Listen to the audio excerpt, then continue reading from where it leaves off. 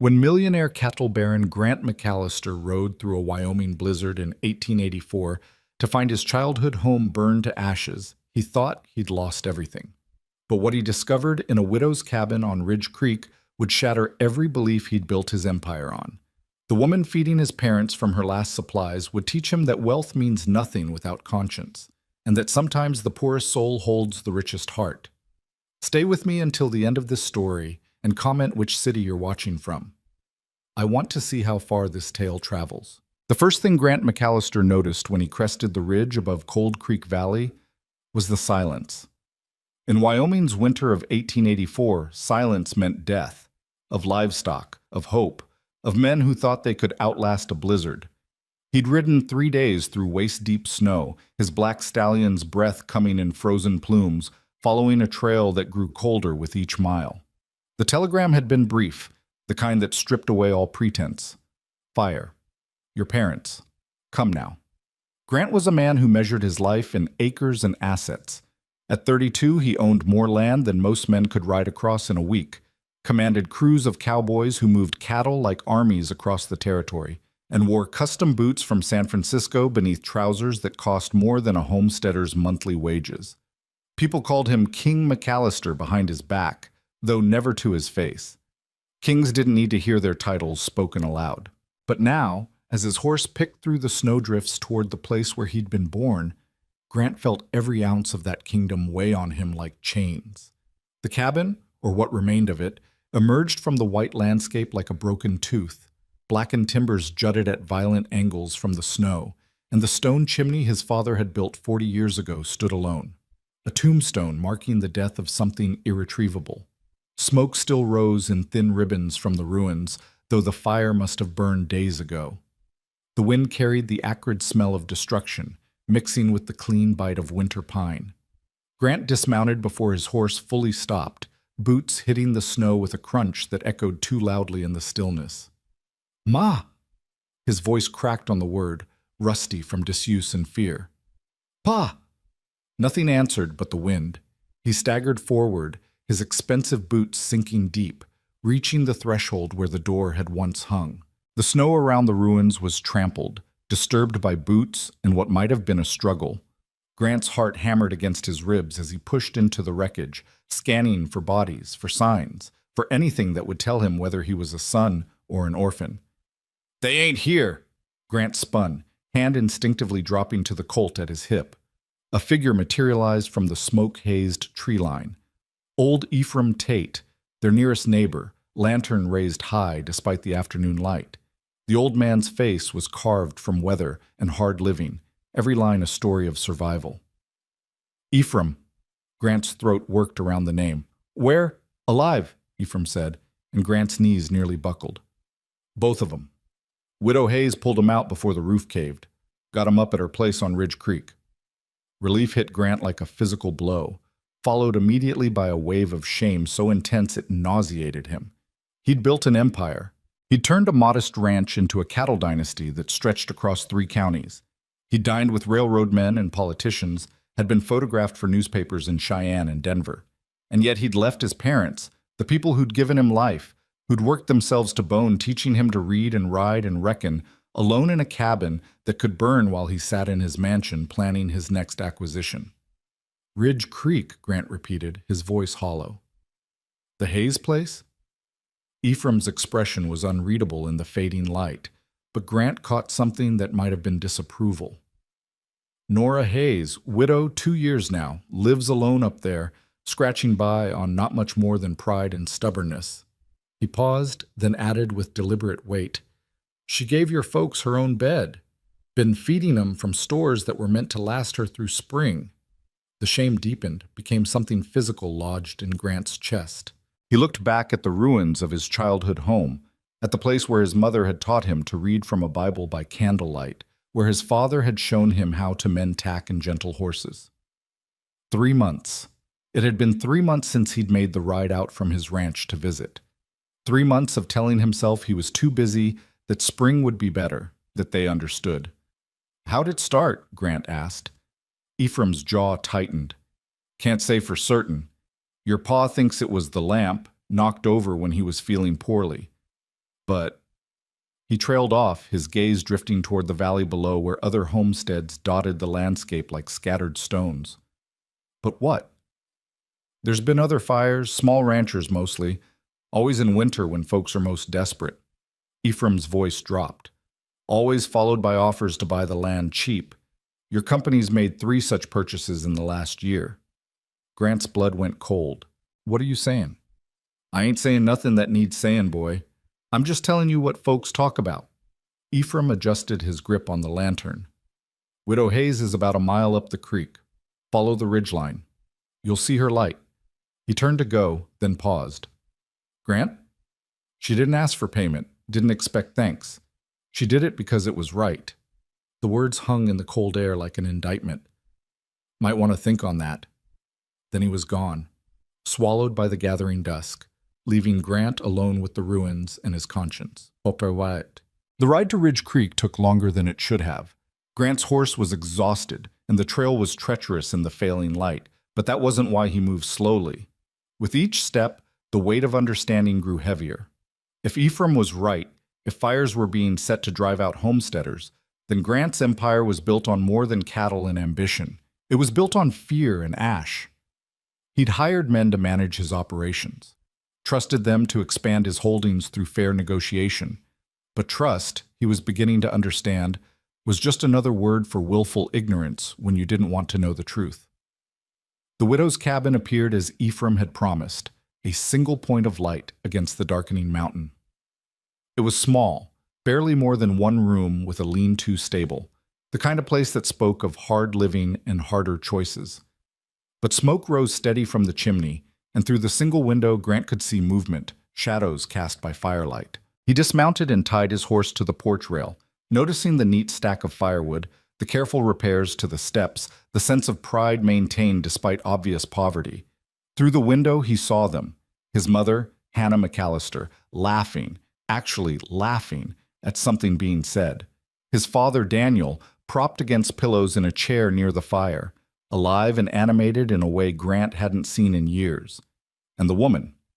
She moved with efficient grace, ladling something from a pot into wooden bowls.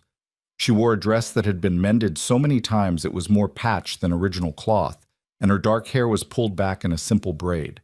When she smiled at something Hannah said, the expression transformed her entire face, revealing beauty that had nothing to do with youth or ornament and everything to do with the quality of light in her eyes. Grant raised his hand to knock, then hesitated. Through the window, he watched his mother reach out to touch the widow's arm, saw the easy affection between them, the kind of comfort that comes from shared hardship. He was an intruder here, arriving with his expensive coat and his guilt, ready to rescue people who had already been saved by someone infinitely better than him. He knocked anyway. The conversation inside stopped instantly. Footsteps approached, and then the door opened, bringing with it a wave of warmth and the smell of stew. The widow stood in the threshold, and her eyes, gray as smoke, sharp as winter light, swept over him in assessment. "You're late, Mr. McAllister," she said. Her voice was steady, neither warm nor cold, just stating a fact. From inside, his father's voice, rough but strong. 3 months too late. The words hit like a fist. Grant opened his mouth, found no defense worth offering, and closed it again. The widow studied him for another moment, then stepped back. "You'd better come in," she said.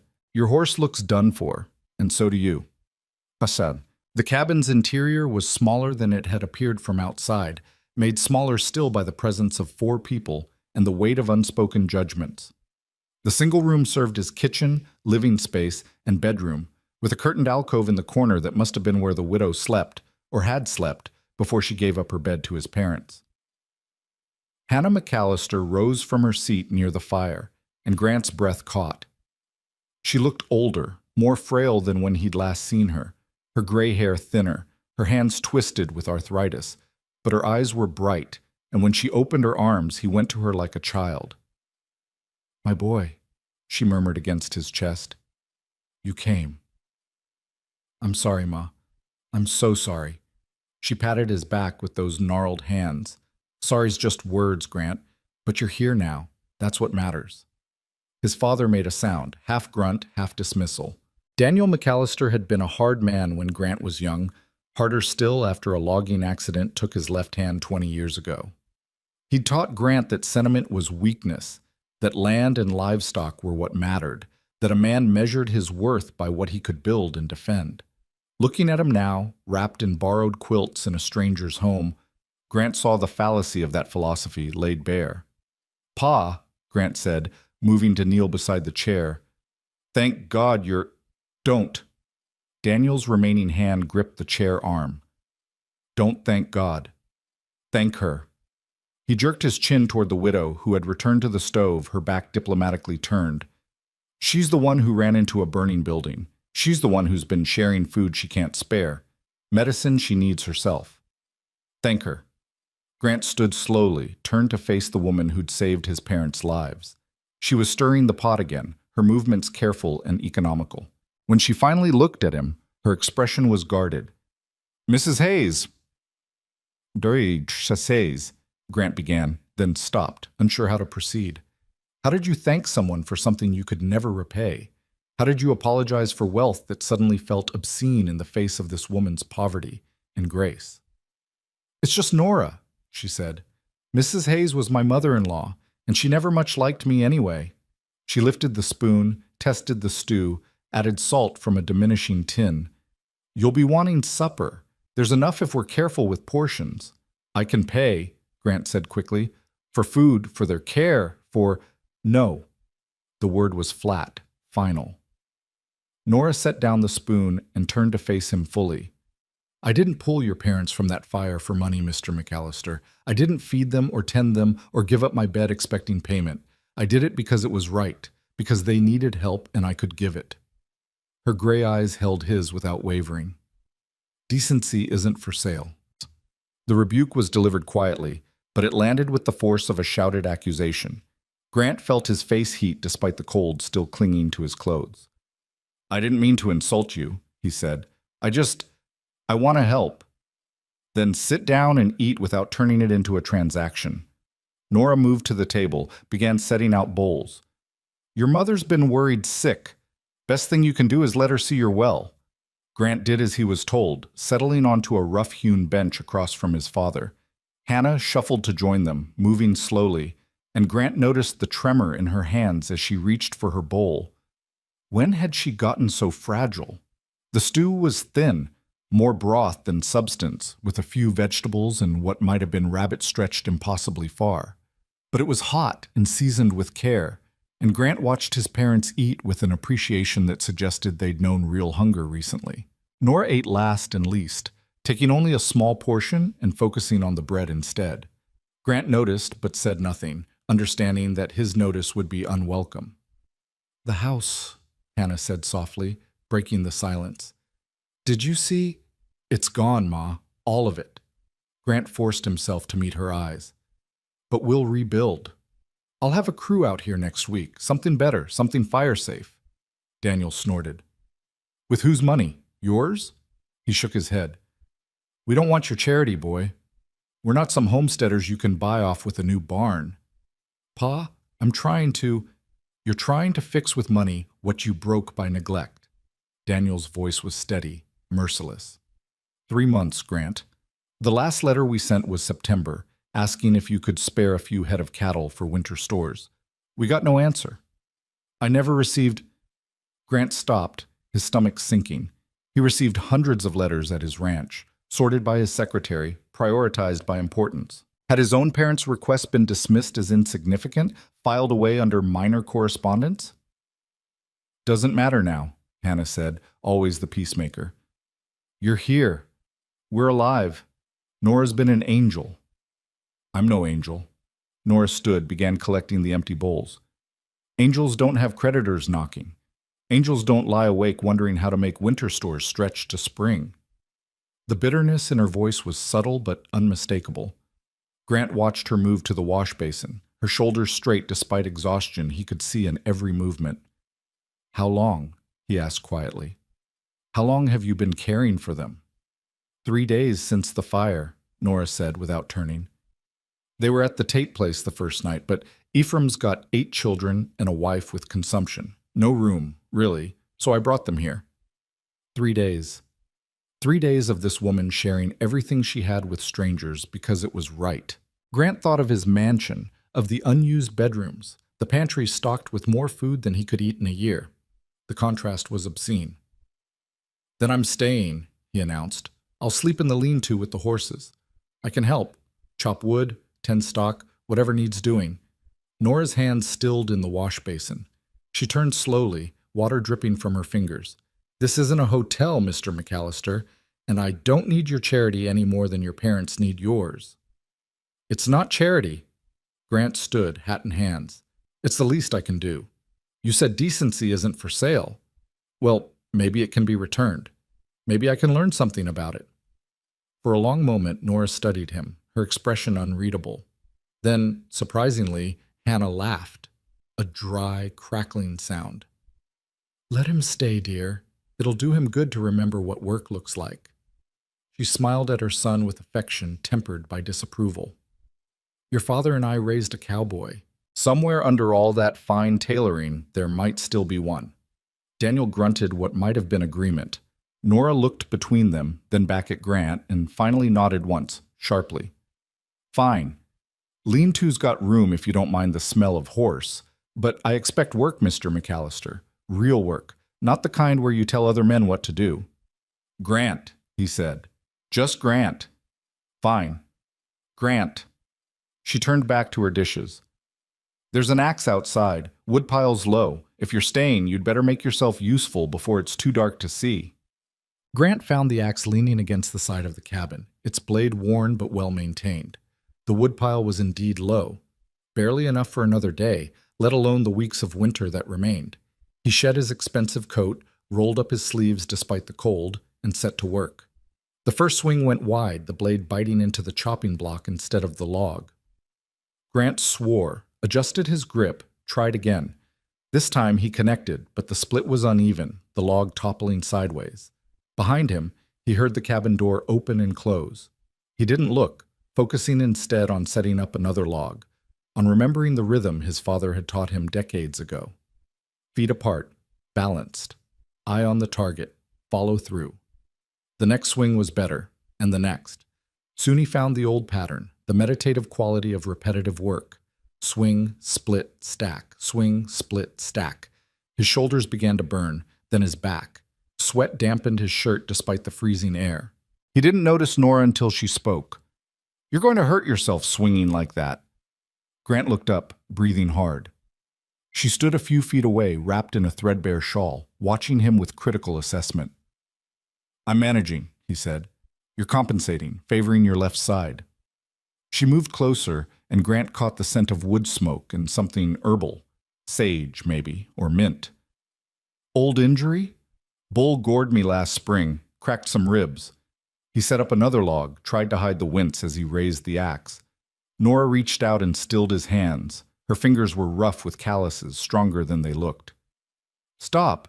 You'll split yourself open before you split enough wood to matter." "I can work through it." Pride before practicality. Must be a family trait. She took the axe from his hands, not roughly, but with a firmness that brooked no argument. "Watch." She positioned herself at the block, feet planted wide, and swung. The axe descended in a perfect arc, splitting the log cleanly. She worked through 3 more in the time it had taken Grant to do one, each movement economical and precise. "It's not about strength," she said, handing back the axe. "It's about understanding the wood. See this one?" She pointed to a log with a visible crack. "Split's already started.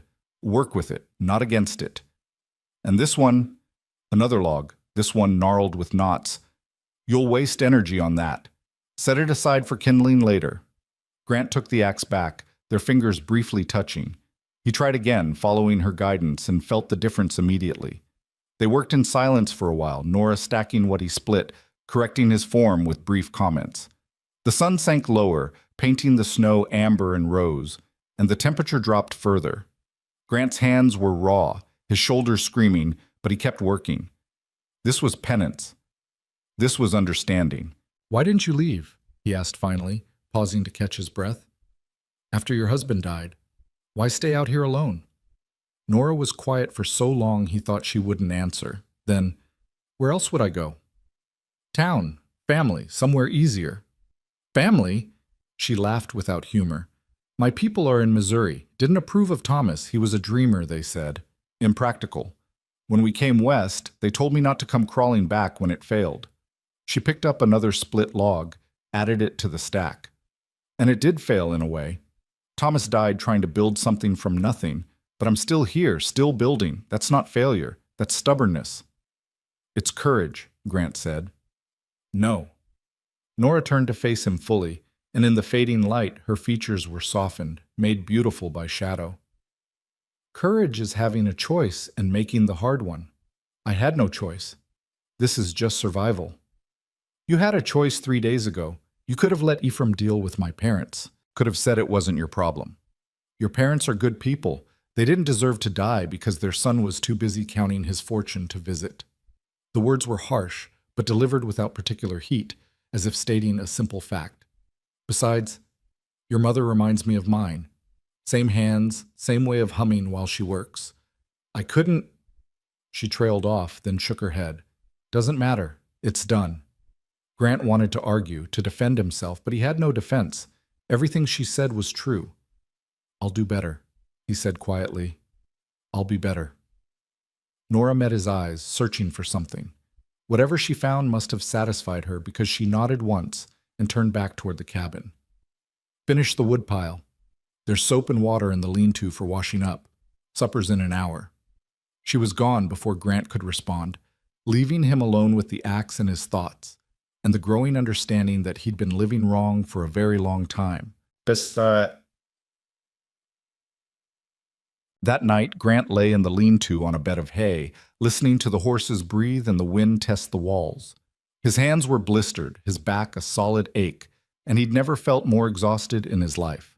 At his ranch, he had a 4-poster bed with goose-down mattresses. Here, he had hay and horse smell and cold that seeped through every crack. He'd never slept better. Through the thin wall, he could hear low voices, Nora reading to his parents from what sounded like scripture. Her voice was steady, melodic, the words familiar and comforting. Grant's mother had read to him the same way once, before he'd grown too important for such simple pleasures. He thought about the telegram sitting in his saddlebag, the one from his foreman reporting record prices for the spring cattle drive. He thought about his accounts in Cheyenne, growing fatter while his parents nearly burned to death. He thought about Ephraim's insinuations about fires and land purchases. Tomorrow, he would ask questions. Tomorrow, he would face uncomfortable truths. But tonight, he let himself simply be a son, grateful that his parents lived, and humbled by the widow who'd taught him that wealth had nothing to do with money. Outside, the wind howled its ancient song, and snow began to fall again, soft and relentless. The storm was coming. Grant pulled the horse blanket tighter and listened to Nora's voice reading about mercy and justice, about camels and needles and kingdoms that meant nothing in the face of love. For the first time in years, he prayed, not for success or profit, but for understanding, for the chance to become someone worthy of the grace he'd been shown. The snow fell. The fire burned low. And in a widow's cabin on Ridge Creek, 4 people who should have been strangers became something else entirely. Something like family. Something like home. Morning came gray and bitter cold. Grant woke to his father's voice calling his name, urgent and strained. He bolted from the hay, pulled on his boots, and stumbled into the cabin to find Daniel doubled over in his chair, face pale, breathing labored. "Pa!" Grant rushed to his side. "It's his heart," Hannah said, her voice tight with fear. "It does this sometimes." "Since the fire."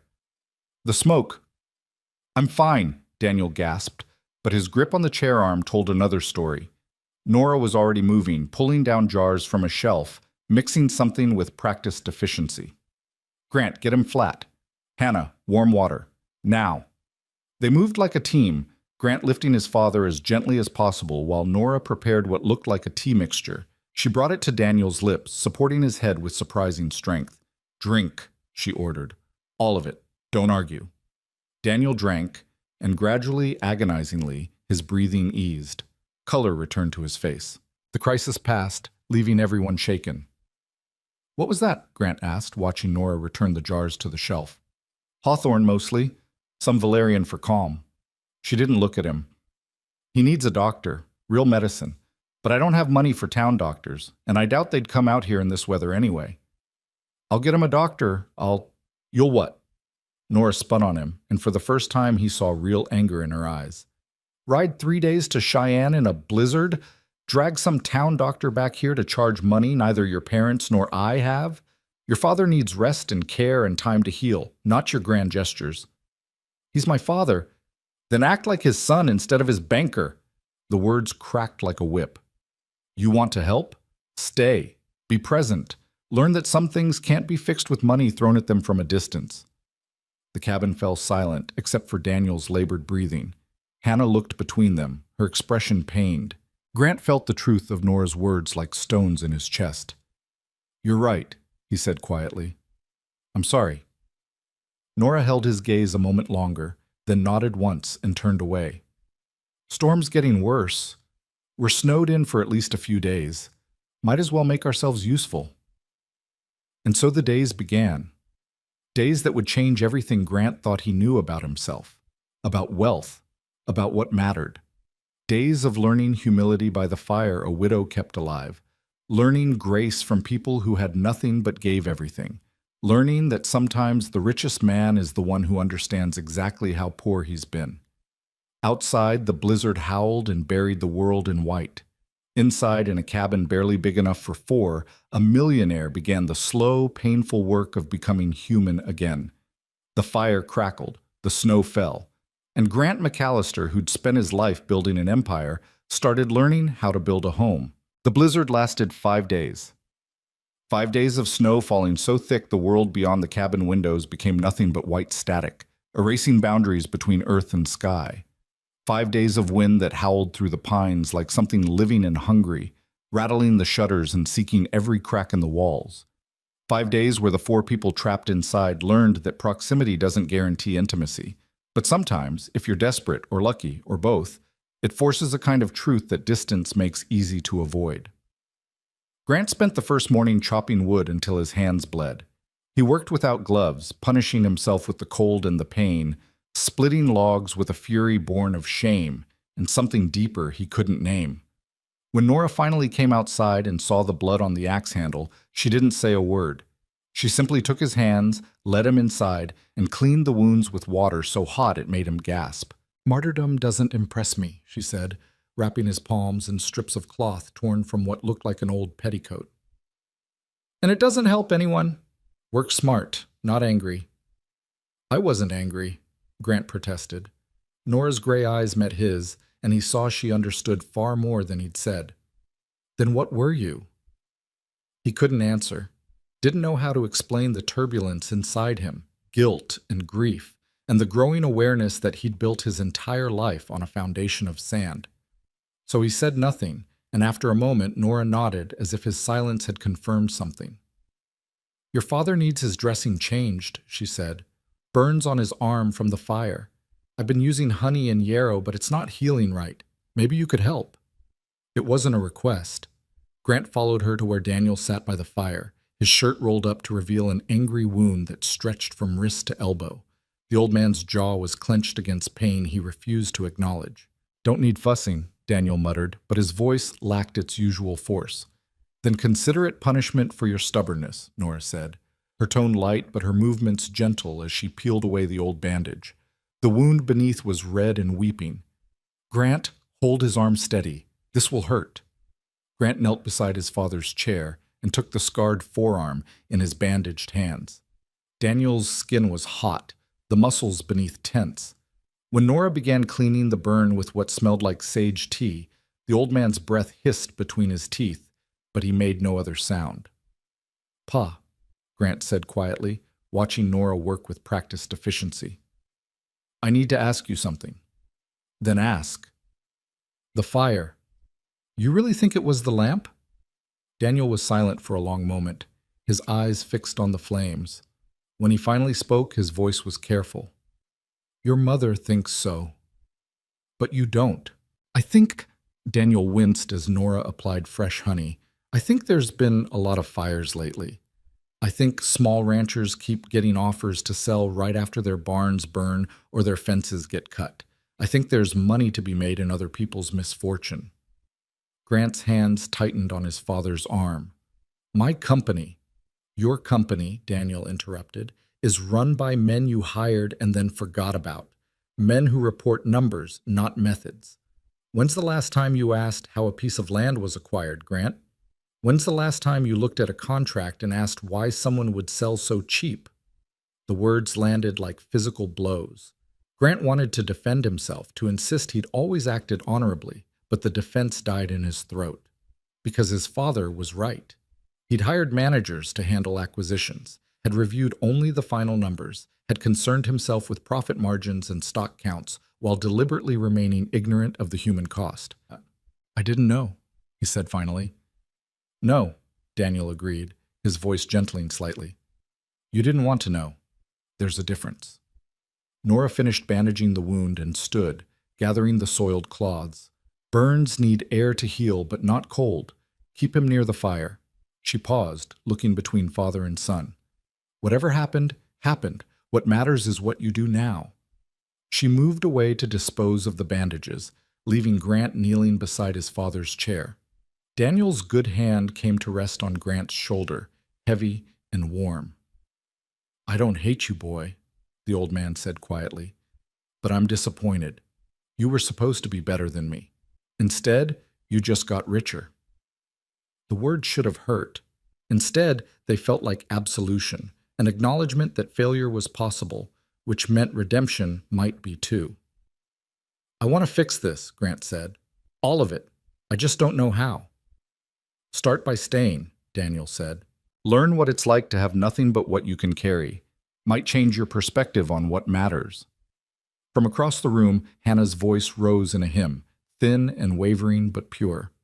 Nora joined her after a moment, harmonizing in a low alto that wrapped around the melody like smoke. Grant listened to them sing about valleys and shadows and fear transformed by faith, and something in his chest cracked open. The snow fell. The fire burned. And Grant McAllister began to understand that being rich and being whole were not the same thing at all. By the second day, cabin fever had set in. 4 people, 1 room, and nowhere to go made everything sharper. Voices, movements, the small irritations of shared space. Hannah fretted over Daniel's cough. Daniel snapped at Hannah's fretting. Nora moved between them with endless patience, though Grant noticed the tension in her shoulders, the way her jaw tightened when Daniel complained about the food or Hannah apologized for the 10th time about being a burden. I'm going to check the horses, Grant announced, needing escape, needing to breathe air that wasn't weighted with unspoken resentment. Take this, Nora said, handing him a bucket. Snow needs melting for water anyway. Outside, the cold hit like a fist, stealing his breath. The world was reduced to shades of white and gray, the lean-to barely visible through the driving snow. Grant pushed through drifts that reached his thighs, finally making it to the shelter where his black stallion and Nora's aging mare stood hip-shot and patient. Hey there, he murmured, running his hand along the stallion's neck. The horse nickered softly, his breath warm clouds in the frozen air. I know. I'm ready to leave too. But even as he said it, Grant realized it wasn't entirely true. Yes, the cabin was cramped and the tension exhausting. But there was something else too, something about the simplicity of life reduced to essential needs. Warmth, food, shelter, company.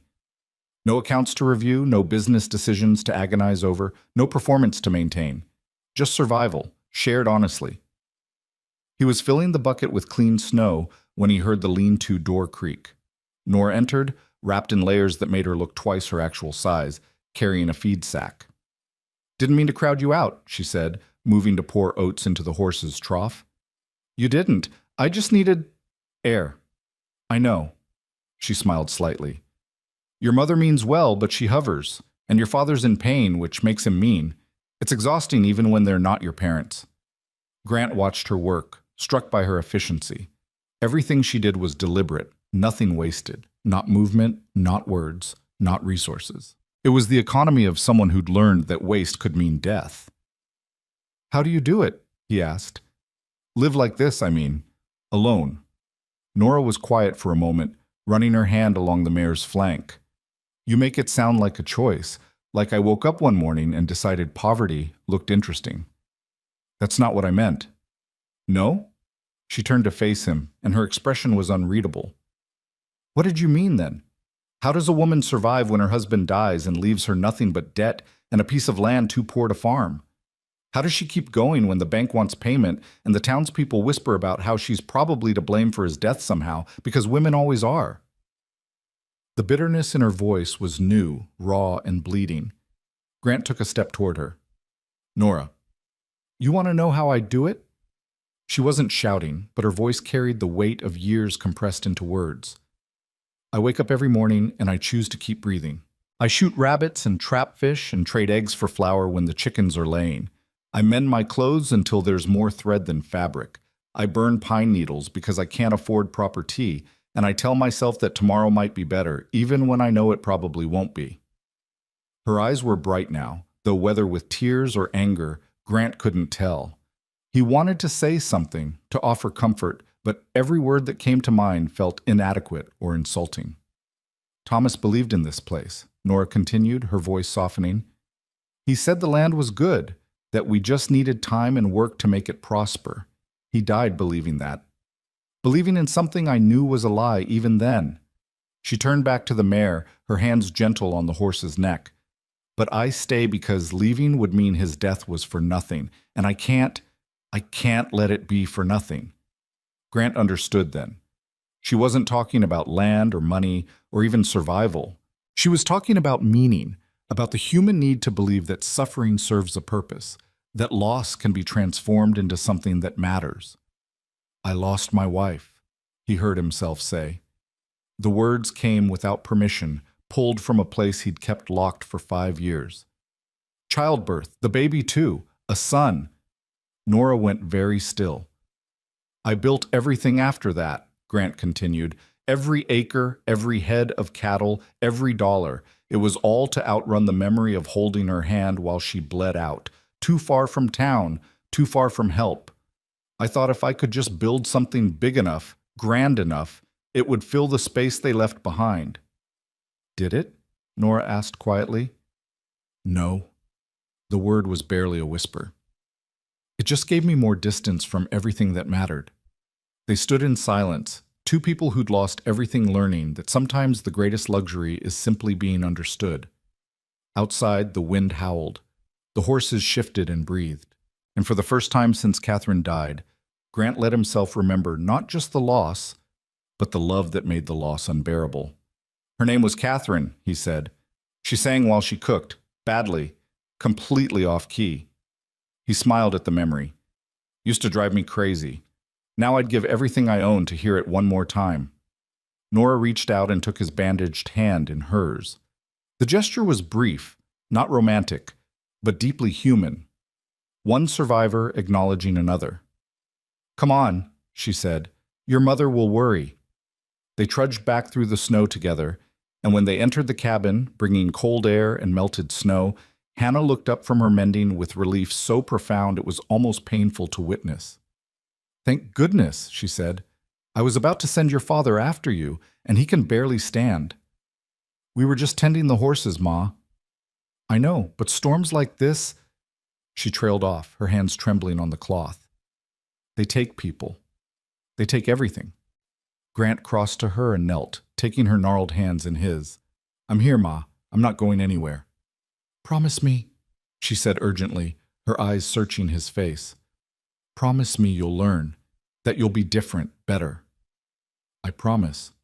Hannah studied him for a long moment, then nodded and returned to her mending.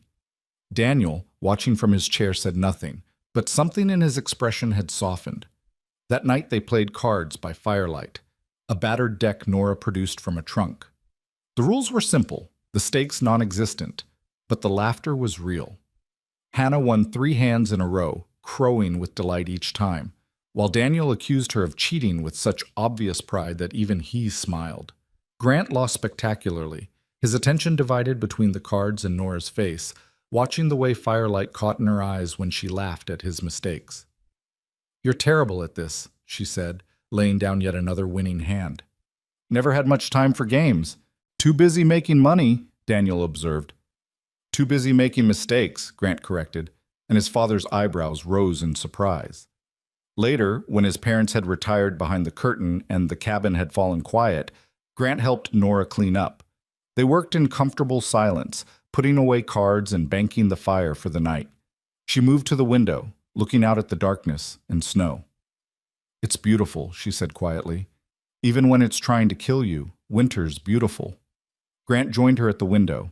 Their reflections looked back at them, ghostly in the glass. Two figures standing close, but not quite touching. Both of them damaged, both of them learning. Tell me about him, Grant said. Your husband. Nora was quiet so long he thought she wouldn't answer. Then, Thomas was kind, impractical but kind. He believed people were basically good, that hard work always paid off, that dreams could substitute for reality if you believed hard enough. She smiled sadly. I loved him for it, even as I resented him for it. He left me alone here with nothing but those dreams. You're angry at him. I'm furious at him. The admission seemed to surprise her. He died trying to move a boulder that didn't need moving, trying to clear a field that would never grow anything worth planting. He died for nothing, and he left me to survive the consequences of his optimism. But you stay. But I stay. She turned from the window to face him. Because anger and love aren't opposites, Grant. They're just different ways of caring, and I'd rather be angry at someone I loved than feel nothing at all. The truth of it resonated in Grant's chest. How many years had he spent trying not to feel anything about Catherine's death? How much energy wasted on numbness when anger might have been more honest?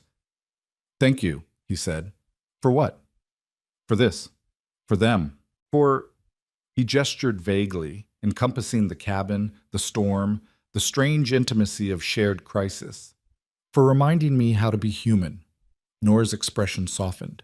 You're welcome. Though I suspect you're giving me too much credit. Some lessons can only be taught by life itself. She moved to her makeshift bed near the stove, a thin pallet of blankets that looked pitifully inadequate. Grant thought of his goose-down mattress at the ranch, his Turkish rugs and velvet drapes, and felt sick with the waste of it all. Nora, he said, when this is over, when the storm passes, I want to help, really help. Not with money thrown from a distance, but I want to understand how to fix what I've broken. She regarded him steadily in the firelight. Then tomorrow I'll show you something, a place I go when I need to remember why I stay, why any of this matters. All right. Good night, Grant. Good night.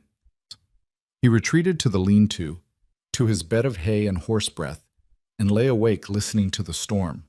But for the first time in days, the sound wasn't frightening.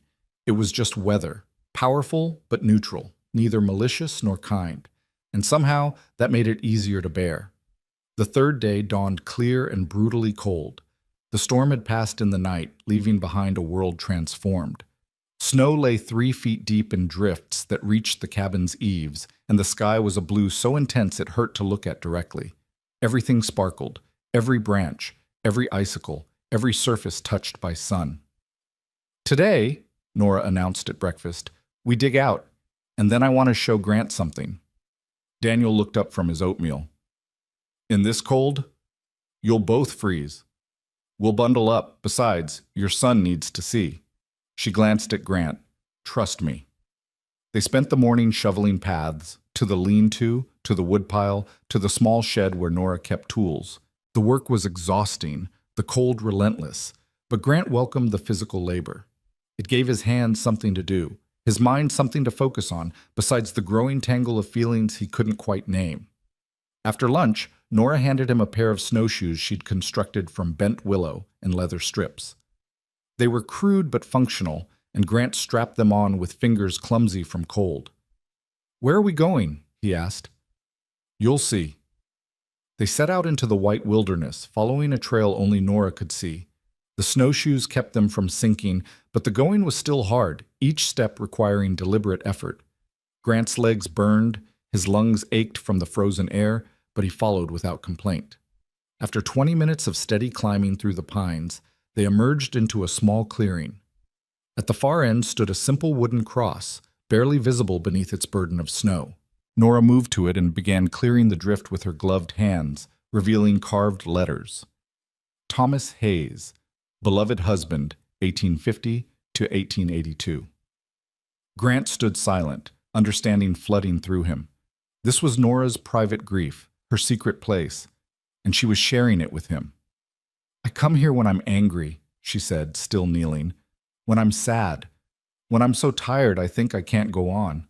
I come here and I tell him everything, how hard it is, how much I hate what he left me with, how much I miss him anyway. And does it help? Sometimes. She stood, brushing snow from her skirts. Sometimes it just reminds me that life continues whether we're ready or not, that we can't bury ourselves with the people we've lost, no matter how much we might want to. Grant moved to stand beside her, looking down at the grave. I never visited Catherine's grave after the funeral, couldn't face it, couldn't bear to see her reduced to stone and dirt. Where is she buried? Cheyenne, City Cemetery. I paid for an expensive monument, fresh flowers every week, made sure she was never forgotten. He laughed bitterly. Easier to pay someone else to remember than to remember myself. Nora was quiet for a moment, then said, You know what Thomas would say if he knew I came here to complain? He'd laugh. He'd say grief is just love with nowhere to go, and that I should stop wasting time being angry when I could be living. She looked up at Grant. He was infuriating that way, always right about the things that mattered. Do you want to live? Grant asked. Really live, not just survive? The question hung in the cold air between them. Nora's breath came in small clouds as she considered her answer. Yes, she said finally. I think I do. I'm just not sure I remember how. Then maybe we can learn together. Something shifted in Nora's expression, not quite a smile but a softening, an acknowledgement of possibility. She reached out and took his hand, and they stood there in the clearing while the sun tracked across the perfect blue sky and the forest held its breath around them. Come on, she said eventually. We should head back before dark. Your mother will fret. They retraced their path through the snow, but something had changed. The distance between them had compressed, become charged with an understanding that went beyond words. When Nora stumbled over a hidden root, Grant's hand was there to steady her. When he struggled with a steep section, her voice guided him. Left foot first, then shift your weight. Back at the cabin, they found Daniel teaching Hannah a complicated game of solitaire, both of them arguing good-naturedly about the rules. The domestic scene was so normal, so peacefully mundane, that Grant felt something in his chest unclench. This, he thought, this is what matters. Not empires or accounts or land holdings, but this, people caring for each other in small, essential ways. That evening, as they gathered for supper, Hannah looked between Grant and Nora with shrewd eyes that missed nothing. You two look like you walked to Colorado and back. Just to the ridge, Nora said, ladling stew into bowls. The food was still thin, portions carefully measured, but no one complained. They'd developed a kind of camaraderie born of shared privation, everyone understanding that surviving together meant accepting less individually. Saw Thomas's grave, Grant added, and Hannah's expression gentled. He was a good man, she said. Dreamer, but good. All the best men are dreamers, Daniel observed. It's the ones who dream only for themselves you have to watch. The comment was clearly directed at Grant, but for once he didn't bristle at his father's criticism. Instead, he nodded slowly. You're right, Pa. I've been dreaming wrong. Dreaming too small, actually, thinking wealth was the same as success. And now? Daniel asked. Grant looked around the cramped cabin, at his mother's gentle face, his father's scarred hands, Nora's quiet strength. Now I'm learning what success really looks like, and it's nothing like what I thought. Daniel held his gaze for a long moment, then nodded once, the gesture carrying a weight of approval Grant hadn't realized he needed so desperately. After supper, Nora pulled out her battered Bible and read aloud by firelight. Her voice wrapped around ancient words about valleys and still waters, about mercy following all the days of a person's life. Hannah hummed along, knowing the passages by heart. Daniel closed his eyes, his breathing evening out into something like peace. Grant sat at the table, watching them, and felt the years of armor he'd built around his heart begin to crack. Not breaking, not yet, but fissuring, letting in light he'd deliberately shut out. When Nora closed the Bible, she looked up and found him watching her. For a heartbeat, their eyes locked, and Grant saw his own cautious hope reflected back at him. Then she smiled, small and private, and the moment passed, but not the feeling behind it. The fourth day brought visitors. They heard the horses first, the jingle of tack, the crunch of hooves in packed snow. Grant tensed immediately, his hand dropping instinctively to where his gun would have been if he'd been wearing it. Through the window, he saw 4 men on horseback, the pastor from Ridge Creek Church and 3 members of the town council, all looking grim and determined. "Trouble," Daniel muttered from his chair. Nora stood slowly, her face draining of color. "They wouldn't. Not now." "Wouldn't what?" Grant asked, but before she could answer, a heavy knock rattled the door. Grant opened it to find Pastor Morris on the threshold, hat in hands, his round face pink with cold and discomfort.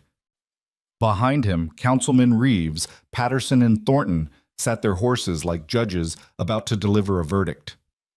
"Mr. McAllister," the pastor began, his voice carrying false heartiness. "Heard you were here. Come to check on your parents, naturally. Christian duty and all that."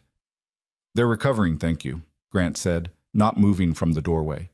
Something in the men's postures, in the way they wouldn't quite meet his eyes, set off alarm bells. "Yes, well," Pastor Morris cleared his throat. "That's actually what we've come to discuss. It's, somewhat delicate." "Then discuss it," Daniel called from inside. "Cold's getting in." The men dismounted and filed into the cabin, bringing with them an air of righteous discomfort. They removed their hats, but remained standing, arranged in a rough semicircle like a tribunal. Nora had retreated to the far corner, her arms wrapped around herself, chin raised in defiant anticipation of judgment. Pastor Morris cleared his throat again. "Mr. McAllister, Grant, you must understand the town has certain standards, moral standards that we're obligated to uphold." "Get to the point," Grant said, his voice hardening. Reeves stepped forward, a rail-thin man with a face like a hatchet. "It's improper, sir. You staying here, with a widow, unmarried. It's been 4 days now, and people talk." The implication hit Grant like a slap. "You're suggesting—" "We're not suggesting anything," Patterson interrupted, though his smirk said otherwise. "We're simply stating facts. A single woman and a single man living together without chaperone." "His parents are here," Nora cut in, her voice shaking with fury. "Are they insufficient chaperones?" "They're infirm," Thornton said, his tone suggesting this fact made them morally irrelevant. "Barely conscious half the time. It's not proper supervision." "Where were you?" The words exploded from Nora, years of accumulated bitterness detonating. "Where were you when I starved last winter? When I buried my husband with my own hands because no one would help dig the grave? When I nearly froze because I had to choose between firewood and food?" "Mrs. Hayes," Pastor Morris began placatingly. "Don't!" She advanced on them, small but suddenly fierce. "Don't you dare stand in my home, the home I've maintained with no help from anyone, and lecture me about propriety. I saved these people's lives. I fed them from my own mouth. And you come here with your judgments and your whispers as if I'm something shameful?" "No one's saying sis," Reeves started. "Yes, you are." Nora's voice cracked. "You're saying I'm a scandal, that kindness is suspicious, that a woman can't show basic human decency without it being twisted into something ugly." Grant wanted to speak, to defend her, but the words tangled in his throat. Fear gripped him, not of scandal, but of something deeper. What if they demanded he leave? What if staying meant ruining Nora's already precarious standing in the community? What if the choice came down to protecting his reputation or protecting her? And in that moment of hesitation, that silence when he should have spoken, Grant saw Nora's expression change, saw hope curdle into disappointment, saw her realize he wasn't going to fight for her the way she'd fought for his parents. "Mr. McAllister," Pastor Morris said, his voice taking on a harder edge, "we're not unreasonable men, but the situation must be regularized. Either you leave immediately or you make your arrangement honorable." "Honorable," Grant repeated, the word tasting like ash. They meant marriage. They were demanding he either abandon Nora to the gossip they deliberately stirred up or marry her to silence it. "It's the only Christian solution," the pastor said, as if forcing marriage was somehow virtuous. Grant's throat locked. Terror flooded him. Terror of commitment, of losing someone again, of letting another person close enough to destroy him when they inevitably left. Catherine's death had nearly killed him. He'd sworn never to risk that pain again. And now these men were demanding he do exactly that, or else abandon the woman who'd saved his parents' lives. Before he could force words past his paralysis, his father's voice cut through the cabin like a blade. "Enough!" Daniel McAllister had risen from his chair, pale and trembling but upright, one hand braced against the wall for support. Every eye turned to him. "You come into this woman's home," Daniel said, his voice strengthening with anger, "and you dare to question her morality, her decency."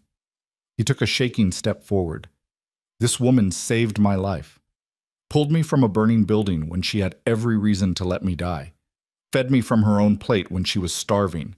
Gave up her bed, her comfort, her privacy, and you repay her with suspicion?" "Mr. McAllister, please," Pastor Morris began. "I'm not finished." Daniel's good hand clenched into a fist. "You preach charity every Sunday. You talk about Good Samaritans and Christian duty. But when a woman actually lives those principles, you punish her for it. You shame her for showing more grace in 4 days than your entire council has shown in 4 years." Silence crashed over the cabin. The councilman shifted uncomfortably, unable to meet Daniel's burning gaze. "My son," Daniel continued, his voice dropping but losing none of its intensity, "has been a fool. He's built an empire while forgetting what matters. But he's here now, he's learning, and you will not—" His voice rose again. "You will not use this good woman's kindness as an excuse to spread poison." "The talk is already—" Reeves started. "Then stop it," Hannah said, standing to join her husband. Her voice was softer than Daniel's, but no less fierce. "Use your positions to defend her instead of condemning her.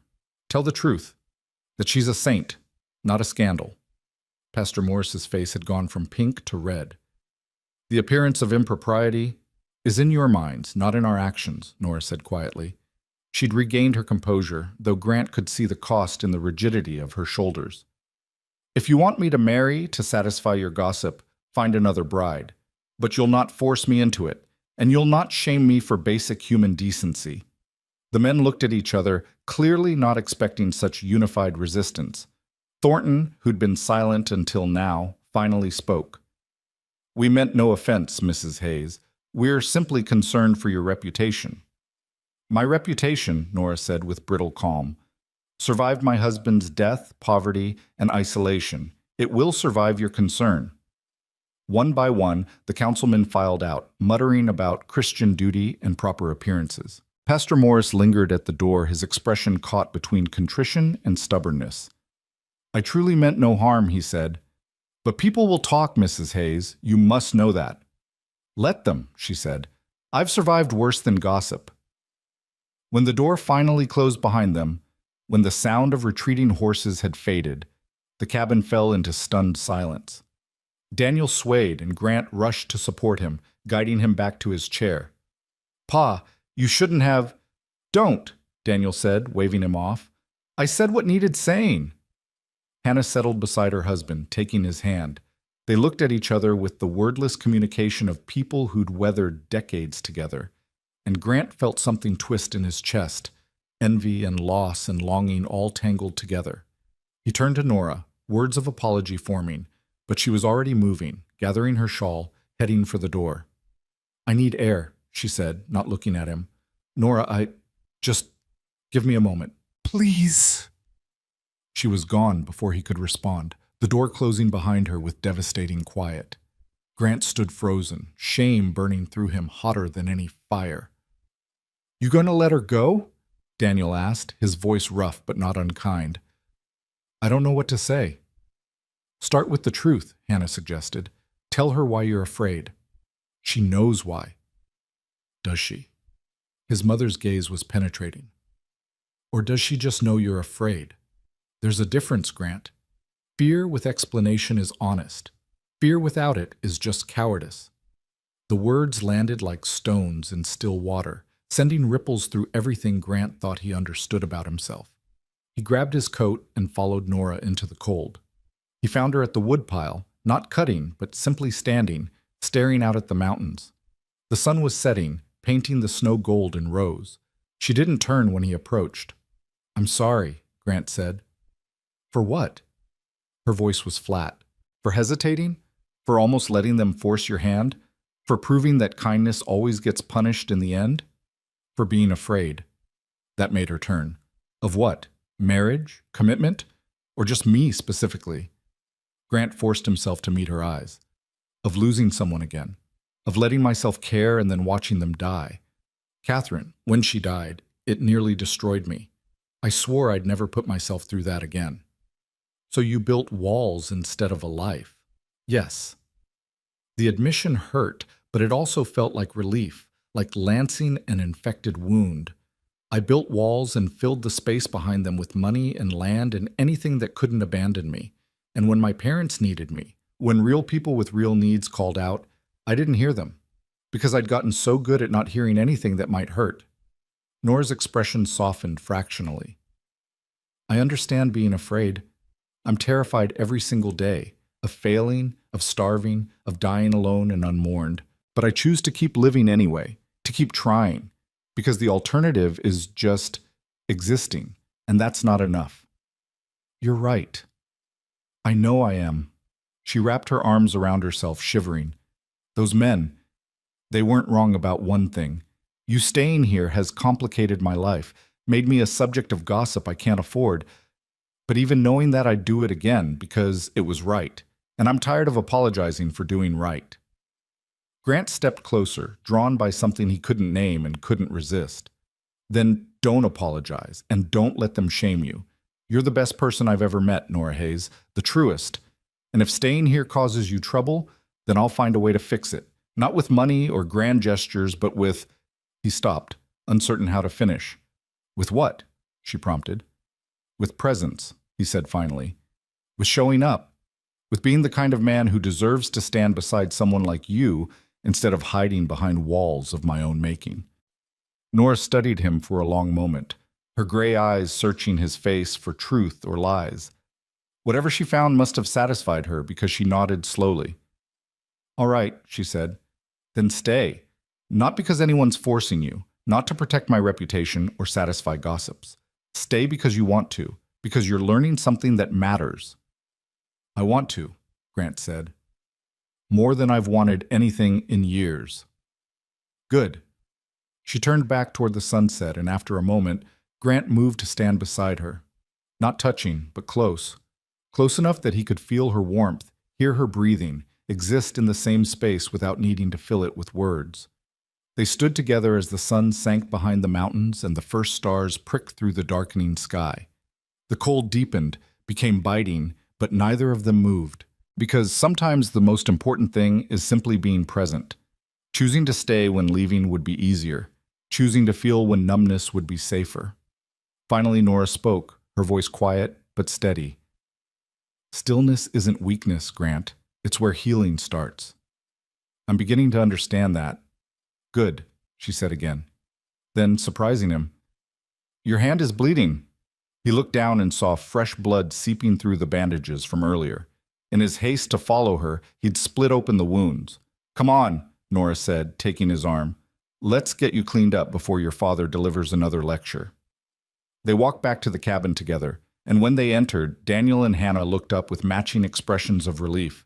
The fire had burned low, and Grant moved to feed it while Nora gathered fresh bandages. "All settled?" Daniel asked. "For now," Grant replied, settling beside his father while Nora unwrapped his hands.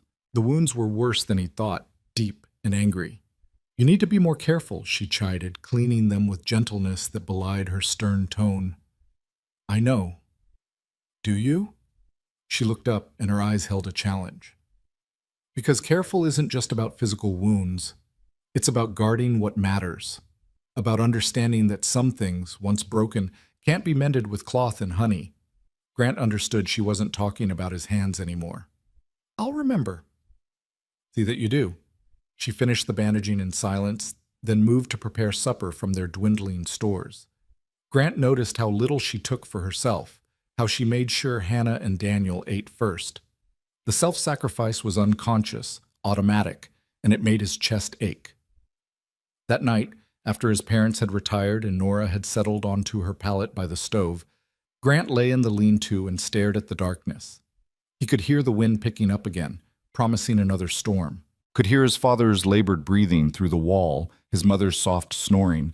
Could hear, when he strained, the sound of Nora shifting on her inadequate bed, probably cold, probably uncomfortable, giving up everything so others could merely survive.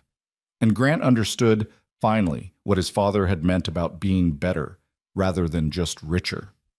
Understood that Catherine's death hadn't been a punishment, but a tragedy, and that honoring her memory didn't mean never loving again. It meant living fully, bravely, in defiance of loss. He thought about Nora's hands cleaning his wounds, about her voice reading scripture, about the way she'd faced down the town council with nothing but truth and courage, about how she chose every day to keep living, keep trying, keep being impossibly, stubbornly good. And slowly, tentatively, Grant let himself imagine a future that didn't involve walls, a future where fear wasn't the organizing principle of his life, a future where staying wasn't just about penance, but about possibility. Outside, the wind howled and the stars wheeled overhead, and the winter held them all in its merciless embrace. But inside, something warmer than fire was kindling, something fragile and fierce and alive with promise. Grant closed his eyes and let himself hope. It was terrifying. It was also the most honest thing he'd felt in years. The second storm arrived with the dawn, not with the howling fury of the first, but with a quiet, relentless determination that somehow felt more ominous. Grant woke to silence, the kind of profound stillness that comes when snow falls so thick it muffles even the wind. He pulled on his boots and pushed open the lean-to door to find the world erased, reduced to a wall of white barely 3 feet from his face. Inside the cabin, Nora was already awake, stirring oatmeal over the fire. Her hair hung loose down her back, not yet braided for the day. And in the early light she looked younger, less burdened. She glanced up when he entered, and something passed between them. A recognition of the previous night's conversation, an acknowledgement that things had shifted in ways neither could fully articulate yet. "Morning," she said simply. "Morning." Grant moved to the window, peering out at the obliterated landscape. How long will this one last? Hard to say. Could be hours, could be days. She didn't sound particularly concerned, just resigned. "We've got food for another week if we're careful, firewood for longer. And after that? After that we pray for spring." She smiled slightly, stirring the pot. "But spring's still months away, so best not to think too far ahead." Daniel emerged from behind the curtain, moving slowly, one hand pressed to his chest. The color in his face was better than yesterday, but Grant noticed the careful way his father eased himself into the chair, the shallow quality of his breathing. "Pa, you all right?" "Fine as a man with half a heart can be." Daniel waved off concern with his remaining hand. "Stop hovering. Makes me feel like I'm dying." "You are dying," Hannah said, appearing behind him with a blanket. "We all are, just at different speeds. That's no excuse for refusing to be cared for." "Woman's got an answer for everything," Daniel muttered, but he let her tuck the blanket around his shoulders without further protest. They ate breakfast in companionable quiet, the oatmeal stretched thin with water and sweetened with the last of Nora's honey. Grant watched his parents together, the small touches, the wordless communication, the way Hannah anticipated Daniel's needs before he voiced them. 50 years of marriage, he calculated. 50 years of choosing each other daily, building a life from accumulated moments of grace and compromise. "What are you thinking?" Nora asked, catching him staring. "That I've wasted a lot of time." "Then stop wasting more," Daniel said bluntly. "Time spent regretting the past is time stolen from fixing the future." Grant nodded slowly, then turned to Nora. "Tell me about the land." "Your land. What made Thomas think it could work?" Nora set down her bowl, surprise flickering across her face. "Why do you want to know?" "Because I need to understand. Everything. What he saw here, what you see. What keeps you fighting for a dream that might be impossible?" She was quiet for a moment, her gaze distant. "There's a valley about 2 miles north. Thomas found it our first spring here, protected by ridges on 3 sides, south-facing, with a creek that never runs dry. The soil there is rich, not like the rocky hardscrabble near the cabin. He said it was perfect for hay, maybe even wheat if we could clear enough timber. But you never cleared it. Thomas died before we could start, and I couldn't do it alone. Her voice was matter of fact, but Grant heard the frustration beneath. I'm strong enough for most work, but felling trees, moving boulders, that takes equipment and muscle I don't have. So the valley sits empty while I scratch by on the poor land near the cabin. Grant looked at his father, saw the calculating expression he recognized from his own face when planning a business venture. Could it work? Really? Depends, Daniel said. Good soil, protected location, reliable water, those are the essentials. But land like that usually has a reason nobody's farming it. Hidden problems. Flooding, maybe, or drainage issues. Or just bad luck, Hannah added. Sometimes the land is fine, but the timing's wrong, or the money runs out, or life gets in the way. I want to see it, Grant said abruptly. The valley. Today. Nora laughed, gesturing at the window where snow fell in an impenetrable curtain. In this? When it clears, then. Tomorrow? Next week? Whenever. I want to understand what Thomas saw. She studied him with those searching gray eyes. Why? Because Grant hesitated, trying to put inchoate feelings into words. Because maybe some dreams aren't impossible. Maybe they just need different dreamers, people with different resources or skills or perspectives. You want to fix it, Nora said slowly. Turn Thomas's dream into reality. I want to help you turn it into reality. There's a difference. Daniel made a sound that might have been approval. Hannah smiled into her oatmeal, and Nora, after a long moment, nodded once. All right, when the snow stops, I'll show you. But Grant, she leaned forward, her expression intense. Don't make promises you can't keep. I've had enough disappointment. I'd rather have nothing than false hope. I understand. Do you? She held his gaze. Because hope is dangerous when you're barely surviving. It makes you careless, makes you bet on futures that might never come. I can't afford carelessness. Then I'll be careful with your hope, Grant said quietly. I'll treat it like the precious thing it is. Something shifted in Nora's expression. Not quite trust, but perhaps the willingness to consider trust. She nodded again and stood to clear the breakfast dishes, ending the conversation but not the current of possibility running beneath it. The snow fell all that day and into the night. They passed the hours in small, essential tasks, mending clothes, reading aloud, playing quiet games of cards. Daniel taught Grant a complicated form of solitaire that required strategy and patience, both of which Grant lacked.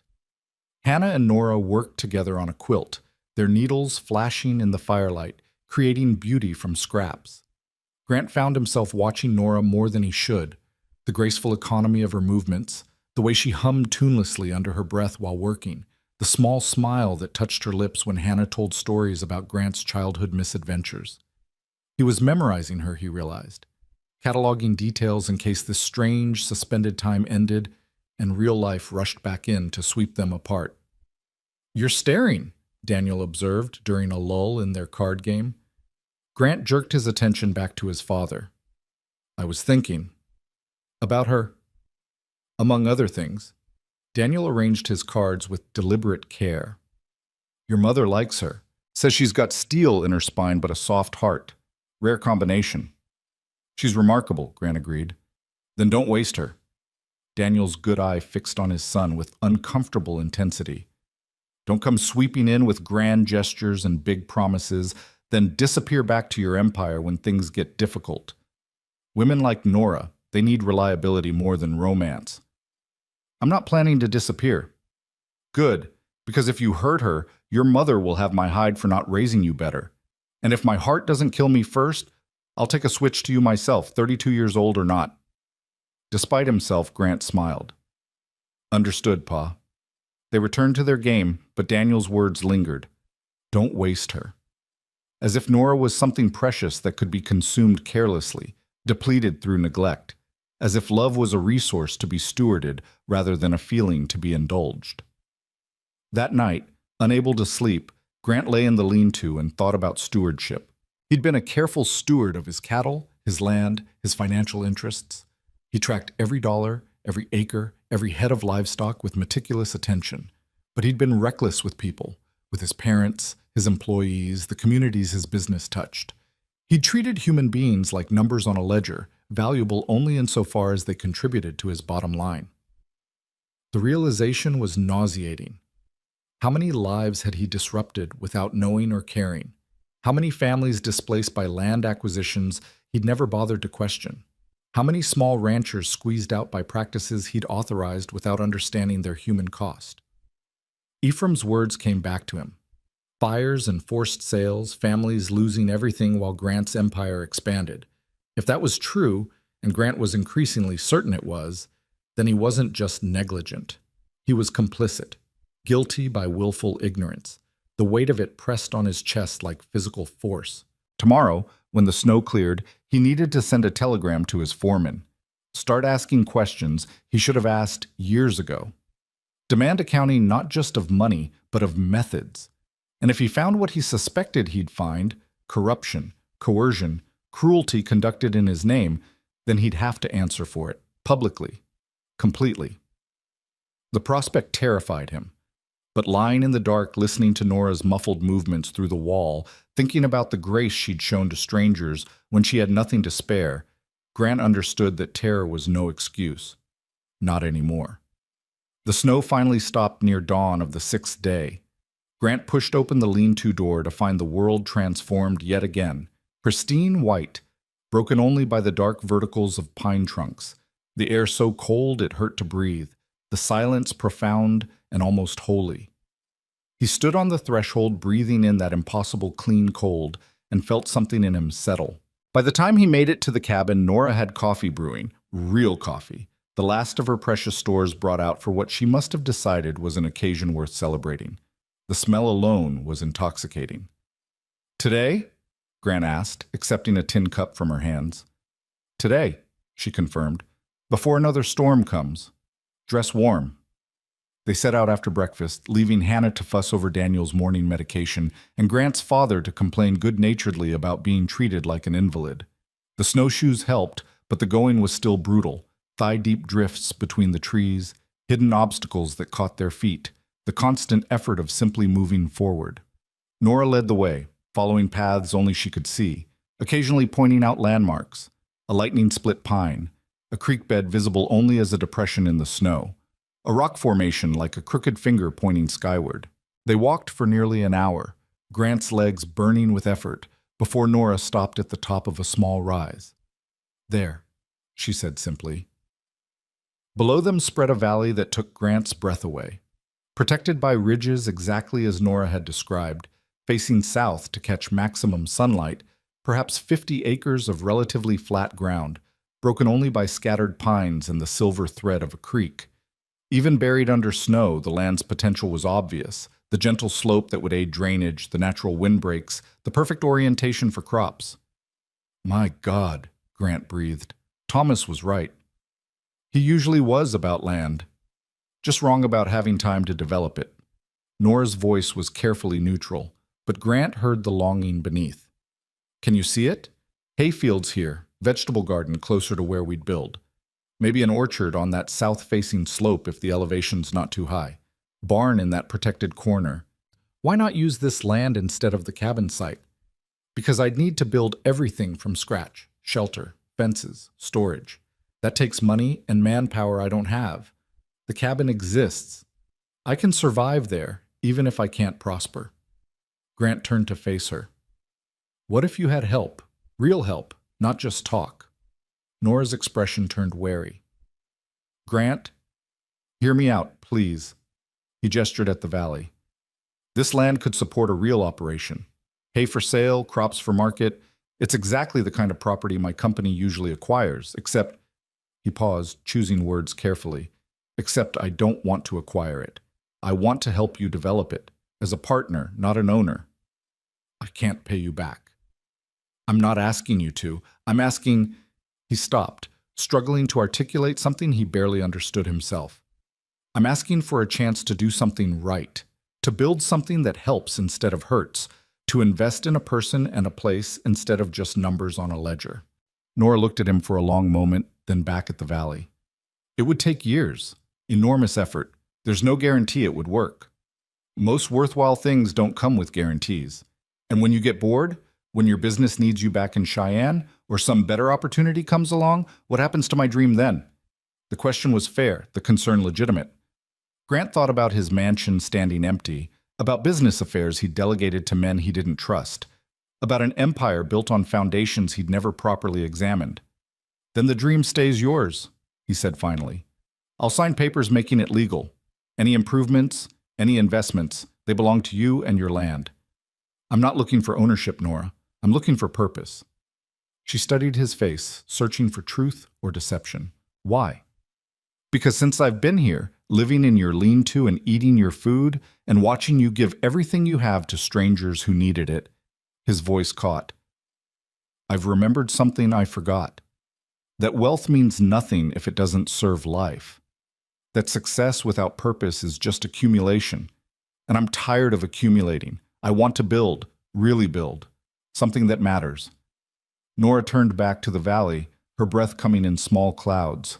When she finally spoke, her voice was barely audible over the wind.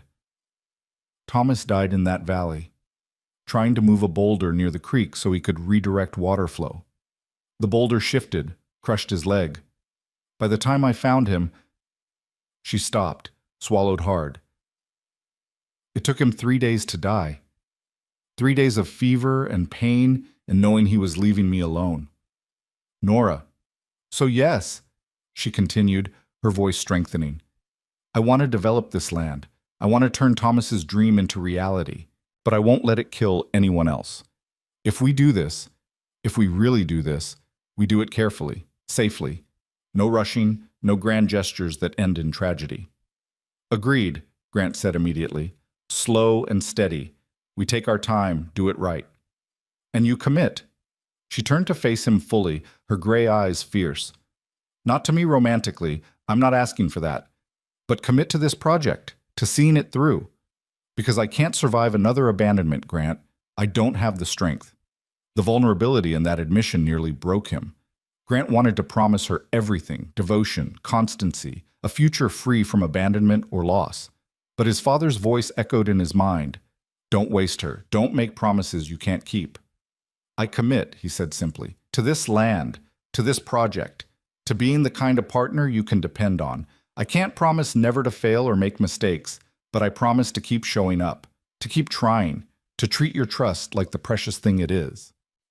Nora held his gaze, and something in her expression cracked open, not breaking but softening, allowing the possibility of hope to take root. All right, she said. All right, we'll try. They stood together at the top of the rise, looking down at the snow-covered valley that held so much promise and so much pain. The wind picked up, sending spirals of snow dancing across the drifts, and Grant understood that what they were really looking at wasn't land but possibility, the chance to build something good from accumulated grief. Thank you, Nora said quietly. For what? For seeing it, what this could be. She smiled slightly. Thomas would have liked you. You're both dreamers, just different kinds. They walked back to the cabin in companionable silence, both lost in thoughts too large for words. By the time they returned, exhausted and frozen, the sun was high and the temperature had climbed just enough to make the cold bearable rather than brutal. Daniel looked up sharply when they entered, studying Grant's face with paternal intuition. Well? The land's perfect, Grant said, shucking off his snow-crusted coat. Exactly as good as Thomas thought. So you'll help her develop it? If she'll have me as a partner, Daniel looked at Nora, who nodded once. The old man's face split into something approximating a smile. Good. About time you did something worthwhile with that money. Over lunch, rabbit stew stretched with root vegetables and flour dumplings, Grant began outlining plans. Not grand schemes or massive interventions, but careful, measured steps. Clear the timber gradually over summer and fall. Build a small cabin near the creek as a base of operations. Start small with hay and vegetables. Prove the concept before expanding. We'll need equipment, Nora said. Saws, axes, a good plow. Draft horses strong enough for heavy work. And labor, Hannah added. 2 people can't clear 50 acres alone. 3 people, Daniel corrected. I may be half dead, but I'm not useless yet. Pa, you need to rest. I need purpose more than rest. Daniel's voice was firm. I've spent 60 years working land. You think I'm going to sit idle while there's a project like this happening? Grant looked at his father, frail, scarred, his heart damaged by smoke and time, and saw the same fierce determination he'd displayed facing down the town council. And he understood that purpose, not ease, kept people alive. All right, Grant said, but carefully. No heavy lifting. No. I'll supervise the boy, Daniel interrupted, gesturing at Grant. Make sure he doesn't kill himself trying to prove something. I'll supervise both of you, Hannah declared. And Nora will supervise me because someone needs to be sensible. They laughed, and the sound filled the cabin with warmth no fire could provide. For the first time since arriving, Grant felt something shift, not just in his understanding, but in his bones. A sense of rightness, of pieces falling into place. That evening, Grant composed a telegram in his mind to his foreman. He'd send it as soon as they could reach town, tomorrow or the next day, weather permitting. The message would be simple. Stop all acquisitions. Audit all purchases from the last 5 years. Full accounting of methods used. And investigate a man named Hiram Bledsoe, whose name Grant had heard whispered in connection with suspicious fires and forced sales. You're brooding, Nora observed, settling beside him with her mending. Thinking. About? About the mess I need to clean up back home. The questions I need to ask. He looked at her. Ephraim mentioned fires, land purchases following disasters. If my company's involved, then you deal with it, Nora said simply. You find the truth, and you fix it. That's all anyone can do. Well, people have been hurt, lost their homes, maybe their livelihoods, because I was too blind or too careless to notice what was being done in my name. So you notice now. You act now. Beating yourself up changes nothing, Grant. Acting differently going forward changes everything. The simplicity of her moral framework was humbling. No elaborate justifications or excuses, just the clean logic of responsibility. Wrong was wrong, regardless of intent, and the only redemption came through different choices. You're right, he said. I usually am. She smiled slightly, her needle flashing as she repaired a tear in what looked like one of his father's shirts. It's both my best quality and my most annoying one. They worked in silence for a while, Nora mending and Grant helping Hannah prepare tomorrow's bread dough. The domestic intimacy of it was strange and comforting, just people doing necessary work together, no performance or pretense required. Later, after his parents had retired and the cabin had settled into night's quiet rhythms, Grant found himself standing at the window beside Nora, both of them staring out at the star-scattered darkness. Are you scared? He asked softly. Of what? Of letting me help. Of trusting that this time things might work. Nora was quiet for so long he thought she wouldn't answer, then, terrified. Every day I convince myself not to hope too much, and every day I feel hope growing anyway. It's exhausting. I'm scared too, Grant admitted, of failing you. Of this becoming another thing I built and then abandoned. He stopped, the truth catching in his throat. Of what? Of how much I've started to care. The admission cost him, but once started, he couldn't stop. About this place, about this project, about... He gestured helplessly, encompassing the cabin, the valley, everything they'd discussed. About me? Nora's voice was carefully neutral. Grant turned to face her. In the darkness, lit only by dying firelight, her features were soft, vulnerable in a way she rarely allowed. Yes, he said simply. About you. She held his gaze, and he saw his own fear reflected back. The terror of reaching for connection after loss, of risking the pain that came with caring. For a long moment, they stood balanced on a knife's edge between possibility and retreat. Then Nora reached out and took his hand. Not a romantic gesture exactly, but something deeper, an acknowledgement of shared risk, of two people deciding to be brave together.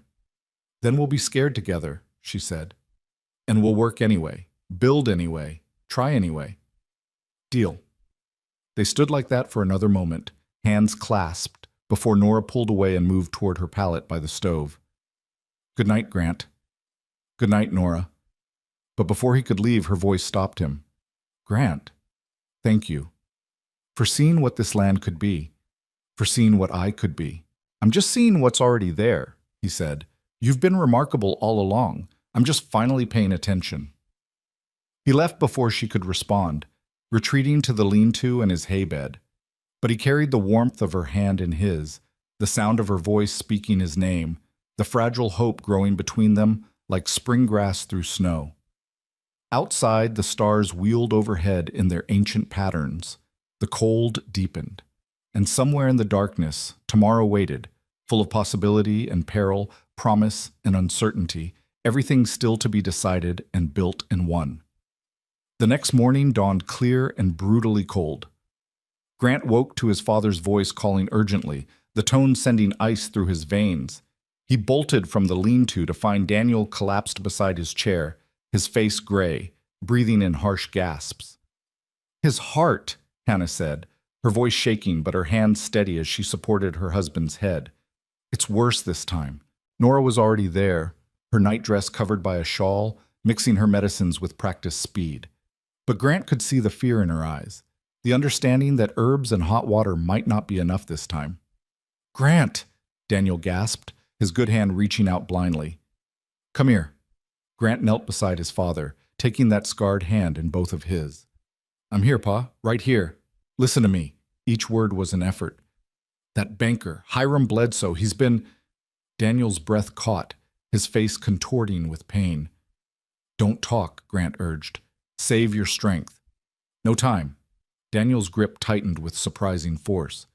He's been setting fires, buying land cheap, using your company's name, your money.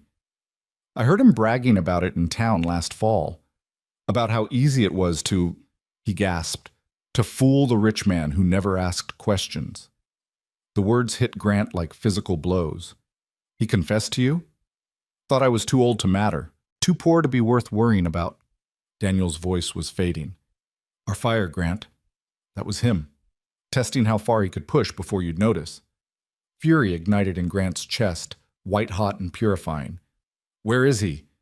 Cheyenne office. Another gasp. Your own damn office. Go. Stop him. Make it right. I will, Pa. I swear it. And stay. Daniel's eyes found Grant's, burning with intensity that belied his failing body. Stay with her. With them. Don't build more empires. Build a home. I promise. Good boy. Daniel's grip loosened, his eyes closing. For a terrible moment, Grant thought he'd died. Then Hannah's voice, soft but steady. He's breathing, just exhausted. She looked at Grant with a mother's piercing understanding. But he's right. You need to go. Fix what's broken before it breaks more people. Grant wanted to argue, to stay until his father was stable, but Nora's hand on his shoulder stopped him. Go, she said. Your father's stable for now. But every day that man operates in your name, more people suffer. You need to stop him. I can't leave you. We'll manage. We've been managing. Her voice was firm. This is part of building something right, Grant, tearing down what's wrong first. She was right. They were all right. And sitting here while Bledsoe continued his crimes would make Grant complicit in everything that followed. I'll be back, he said. 1 week? 2 at most. And I'll bring supplies. Medicine. Just bring yourself back, Hannah interrupted. That's all we need. Grant looked around the cabin, at his father's pale face, his mother's worried expression, Nora's steady gray eyes. This was his family now. Not by blood necessarily, but by choice, by shared struggle and growing trust. 1 week, he repeated. Then to Nora, take care of them. I will. And Grant? She moved closer, her voice dropping. When you face him, this Bledsoe, don't let anger make you reckless. Smart and steady wins. Remember? Smart and steady, he agreed. I'll remember. He packed quickly, taking only essentials. His black stallion was rested, ready for hard travel. As Grant saddled him in the pre-dawn darkness, his hands moved with automatic efficiency while his mind raced through implications and plans. Hiram Bledsoe. He could picture the man now, his chief land agent, hired 3 years ago with impressive credentials and aggressive acquisition strategies. Grant had praised him at board meetings, held him up as an example of results-driven management, and all the while, Bledsoe had been building a criminal empire inside Grant's legitimate one, using Grant's money and name as camouflage. The rage that thought inspired was cold and focused. This wasn't about personal betrayal, it was about justice for families burned out of their homes, for homesteaders pressured into selling, for every person Bledsoe had hurt while Grant looked the other way. Grant was checking his saddle when Nora appeared, carrying a bundle of food wrapped in cloth. "For the journey," she said. "It's not much, but it's perfect. Thank you." They stood in the growing light, the cold biting but the sky lightening to pearl gray. Nora's hair was still loose, her face bare of the careful composure she usually wore. She looked young and vulnerable and impossibly dear. "Be safe," she said. "I will." "And Grant?" She stepped closer, close enough that he could see the faint freckles across her nose, the gold flecks in her gray eyes. "Come back. Not because you promised, but because you want to." "I want to," he said. "More than I've wanted anything in a very long time." She nodded once, seemingly satisfied. Then, surprising him, she reached up and pressed a brief kiss to his cheek. Nothing romantic, just a gesture of affection and farewell. "Go," she said. "Stop the bad man. Save the day. All that heroic nonsense." He laughed despite the gravity of what lay ahead. "I'll do my best." "I know you will. That's why I trust you." Grant mounted his horse, took one last look at the cabin where he'd learned more in a week than in years of supposed success, and turned his stallion toward the valley and the long road to Cheyenne. Behind him, Nora stood watching until he disappeared into the trees. The smoke from the cabin chimney rose straight up in the still air. The sun crested the ridge, painting everything gold. And in that moment, everything felt balanced between ending and beginning, between what had been and what might yet be built. Grant rode hard through the snow-packed trails, his mind already racing ahead to confrontations and reckonings. But part of him remained in that cabin on Ridge Creek, wrapped in the warmth of Nora's trust and his father's faith and the fragile hope that maybe, just maybe, it wasn't too late to become someone worth being. The cold bit deep. The trail stretched endlessly ahead, and Grant McAllister, millionaire cowboy, rode toward either redemption or ruin, determined to face whatever he found with the truth as his only weapon and the memory of a widow's courage as his only shield. The ride to Cheyenne took 3 days of hard travel through snow that alternated between treacherous ice and knee-deep powder. Grant pushed his stallion as hard as he dared, stopping only when darkness made the trail impossible, or when the horse's heaving sides told him another mile would be cruelty. He slept in his bedroll under pine trees, ate Nora's provisions sparingly, and let the cold keep him alert when exhaustion threatened to drag him from the saddle. Each mile brought clarity. The fury that had ignited when his father spoke Bledsoe's name had crystallized into something harder and more useful, determination tempered by strategy. Nora's words echoed constantly, smart and steady wins. He couldn't storm into his own company and tear it apart with rage. He needed evidence, witnesses, documentation. He needed to dismantle Bledsoe's operation so thoroughly that no court could ignore it. On the second night, camped in a shallow cave that offered minimal shelter, Grant pulled out the small notebook he always carried and began writing. Not business notes this time, but a reckoning. Every land acquisition over the past 3 years. Every property that had come to him at suspiciously low prices. Every homesteader who'd sold right after a disaster. The list grew longer than he wanted to believe, each entry a family's tragedy that he'd profited from without question.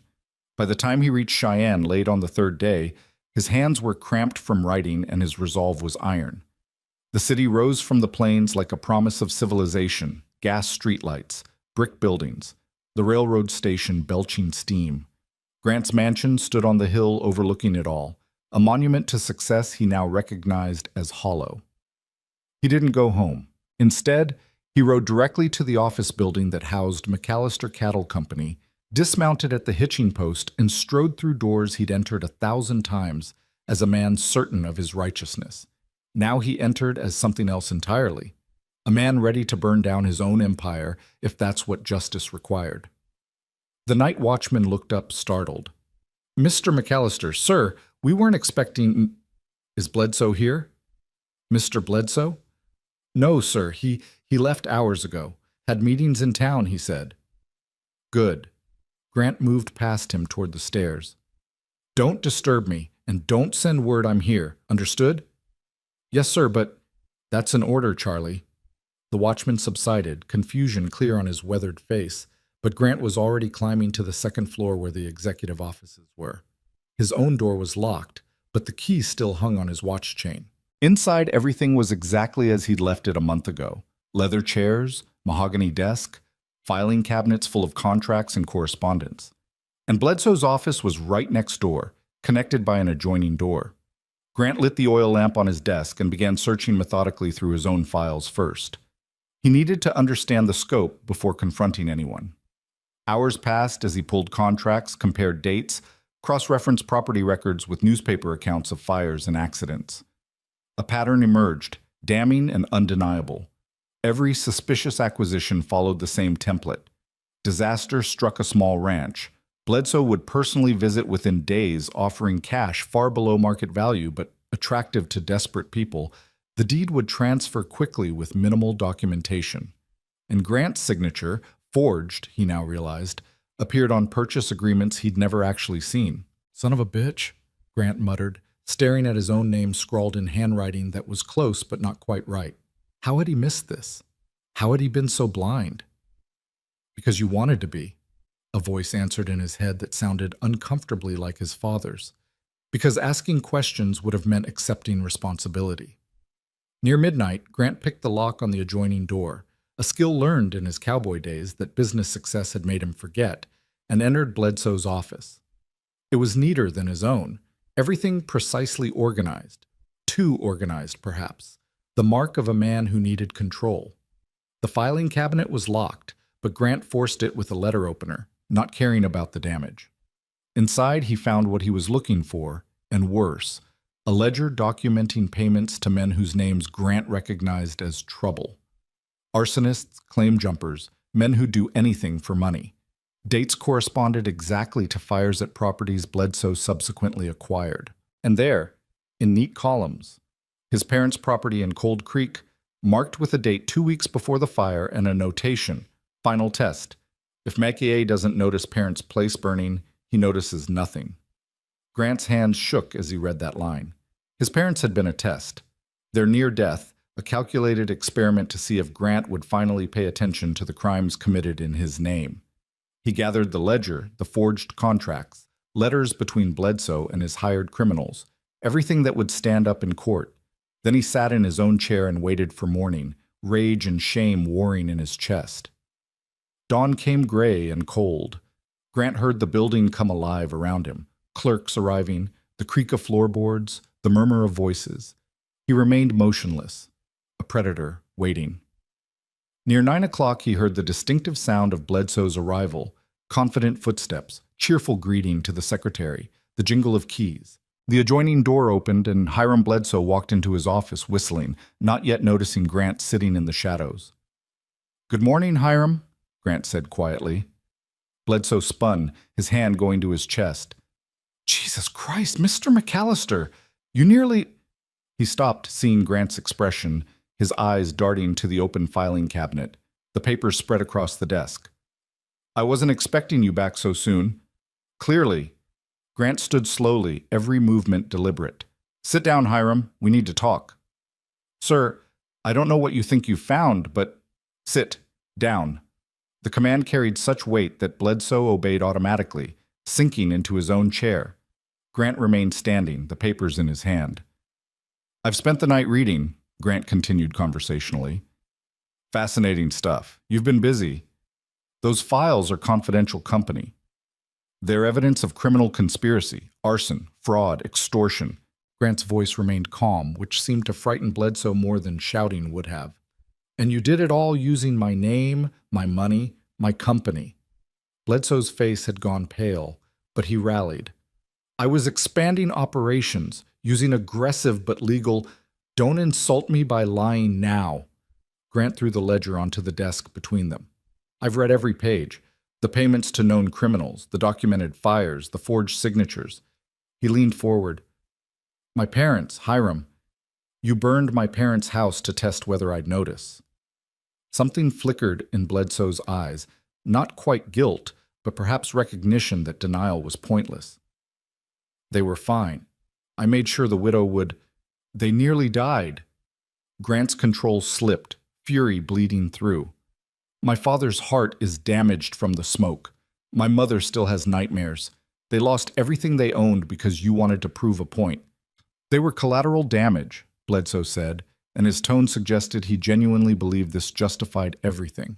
In business, sometimes, this wasn't business, this was terrorism. Grant straightened, his decision made. You're fired, effective immediately, and I'm turning all of this over to the territorial marshal. Bledsoe's expression shifted, calculation replacing fear.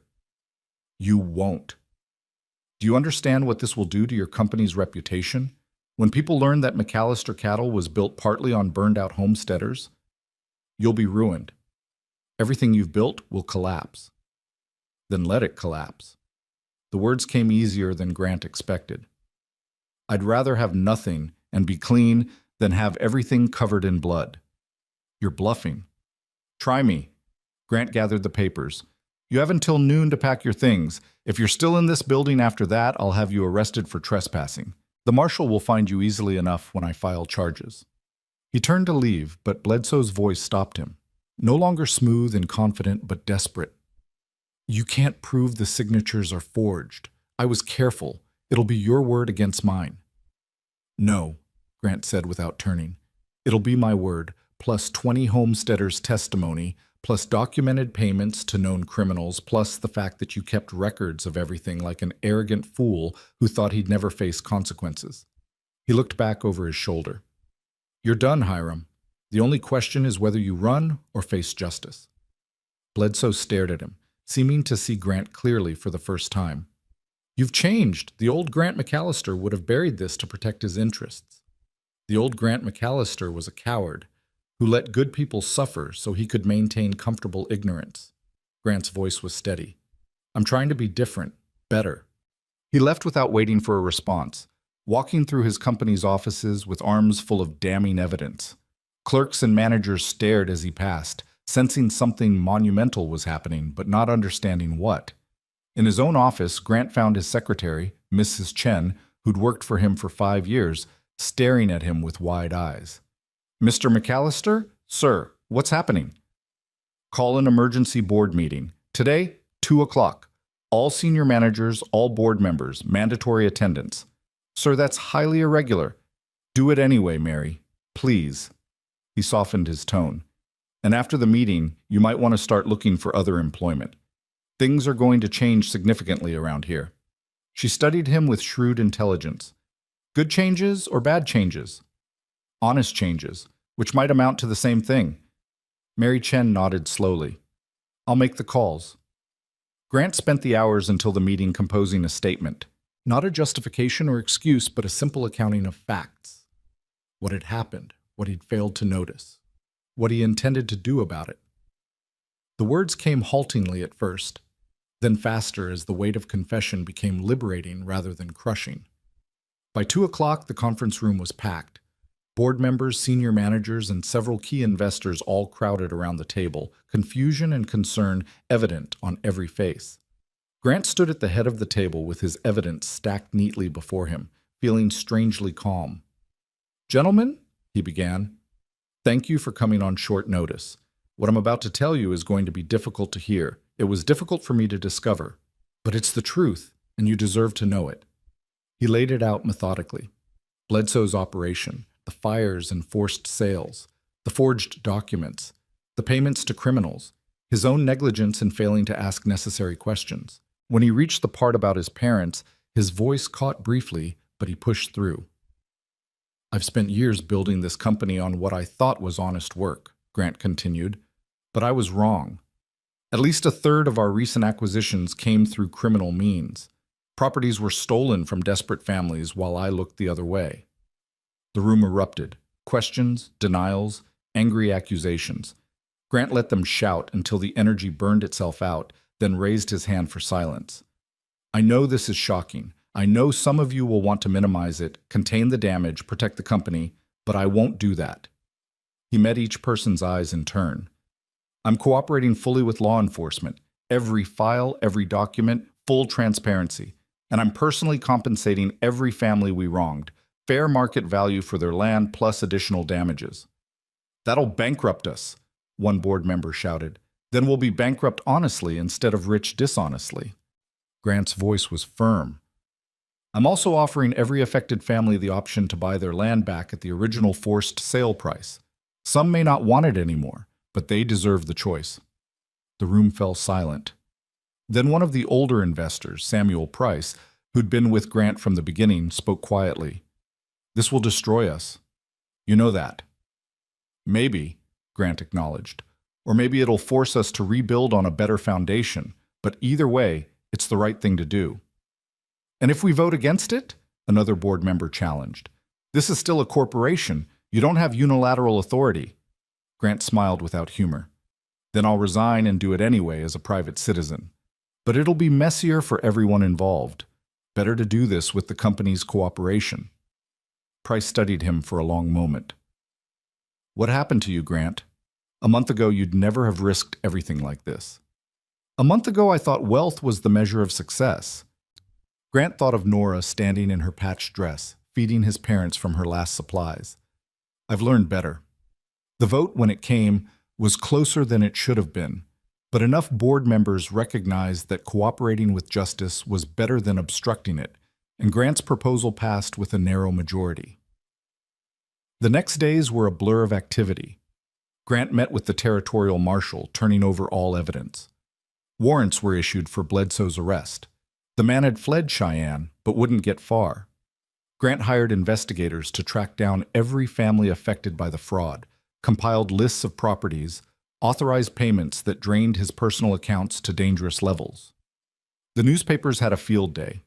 Cattle King confesses to fraud, declared one headline. McAllister Empire built on ashes, screamed another. Grant endured the publicity without comment, accepting public shame as part of justice. On the fourth day, he found himself in the cramped office of a lawyer named Margaret Brennan, discussing something he'd never imagined needing, how to divest himself of wealth ethically. You want to do what? Brennan asked, her pen poised over paper.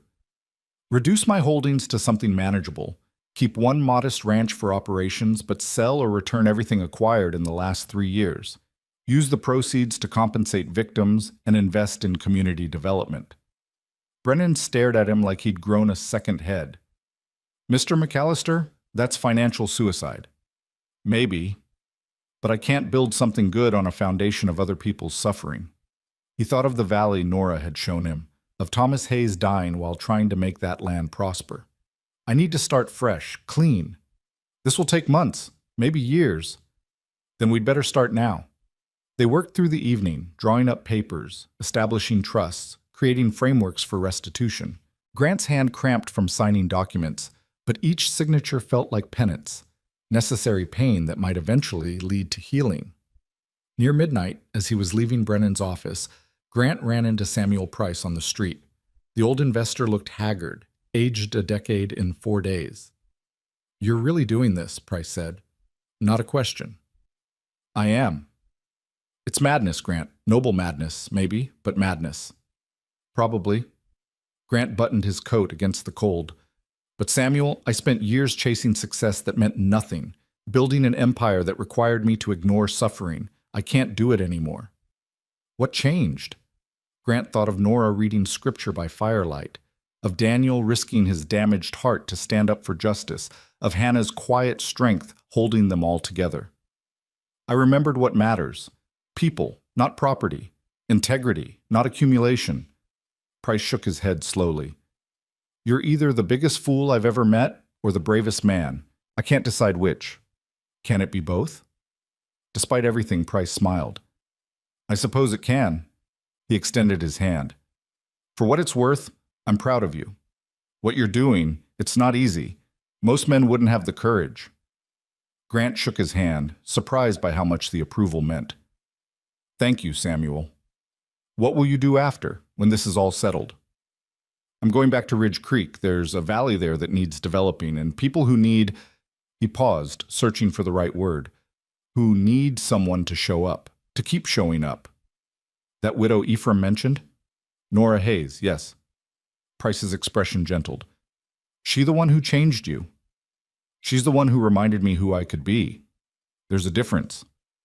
They parted ways, Price heading to his comfortable home, and Grant to his mansion that had never felt more like a mausoleum. He walked through empty rooms filled with expensive furniture he'd barely used, looked at paintings he'd never really seen, stood in a kitchen that had prepared meals he'd eaten alone.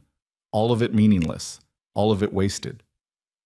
In his bedroom, Grant pulled out writing paper and began a letter. Not to lawyers or business associates, but to Nora. Dear Nora, he wrote, then stopped. How did you explain in words what had happened? How did you convey that confronting his own corruption had felt like dying and being reborn? He started over several times before finally settling on simple truth. Dear Nora, I found him. Bledsoe. Everything my father suspected was true and worse. I've spent 4 days tearing apart my own company, exposing fraud I should have seen years ago. The newspapers are calling me either a martyr or a fool. Probably both are right. But here's what matters. I'm making it right. Every family he hurt will be compensated. Every property stolen will be offered back. It's costing me almost everything I have, and I don't regret a penny. I'll be back within a week. There's still legal work to finish, but I've hired good people to handle it. I want to come home. Strange how quickly that cabin became home. Strange and wonderful. How is my father's heart? Is he following your orders to rest? And you, are you taking care of yourself or just everyone else? I think about the valley constantly, about what we discussed building there. I want to start as soon as the snow melts, not to prove anything or to make grand gestures, but because that land deserves better than abandonment, and you deserve a partner who shows up. Thank you for trusting me to do this right. I'm trying to be worthy of that trust. Yours, Grant. He reread the letter 3 times, then sealed it before he could second-guess the closing. Yours. Was that too much? Not enough? Did Nora even want him to be hers in any meaningful sense? The questions kept him awake long into the night, lying in his too-soft bed, staring at the ceiling and counting the days until he could leave. The week crawled past with agonizing slowness. More meetings with lawyers, depositions for the marshal's office, interviews with newspapers he'd initially avoided but eventually accepted as necessary for public accountability. Grant gave them everything, his failures, his negligence, his determination to make restitution. The public reaction was mixed. Some praised his honesty and commitment to justice. Others called him weak or politically motivated. But Grant found he cared less than he'd expected about public opinion. What mattered was doing right, not being seen as right. On the 8th day, as he was preparing to finally leave Cheyenne, a young couple appeared at his office, the Hoffmans, whose ranch had burned 2 years ago, forcing them to sell and move to town where they'd barely survived. Mr. McAllister, the husband said nervously, hat crushed in his hands. We heard what you're doing. The compensation. The offer to buy back our land. Yes, my lawyer should have contacted you already. He did. That's why we're here. Mrs. Hoffman stepped forward, eyes bright with tears. We never thought. We assumed we'd lost everything forever, that there was no justice for people like us. I'm so sorry for what happened, Grant said quietly. I should have stopped it, should have noticed. But you're noticing now, Hoffman said. You're making it right. That's... His voice broke. That's more than most men would do. They talked for an hour about their plans, about whether they wanted to return to ranching or try something else. Grant listened, really listened, understanding for the first time that business wasn't about numbers on ledgers, but about lives. The dreams people built and the devastation when those dreams were stolen. When they left, Mrs. Hoffman impulsively hugged him. Thank you. Not just for the money, but for caring, for seeing us as people, not just transactions. After they'd gone, Grant sat alone in his office and wept. For the Hoffmans, for his parents, for Nora carrying water through snow to feed strangers, for every person whose suffering had funded his ignorant comfort. The tears were cathartic, washing away years of calculated distance.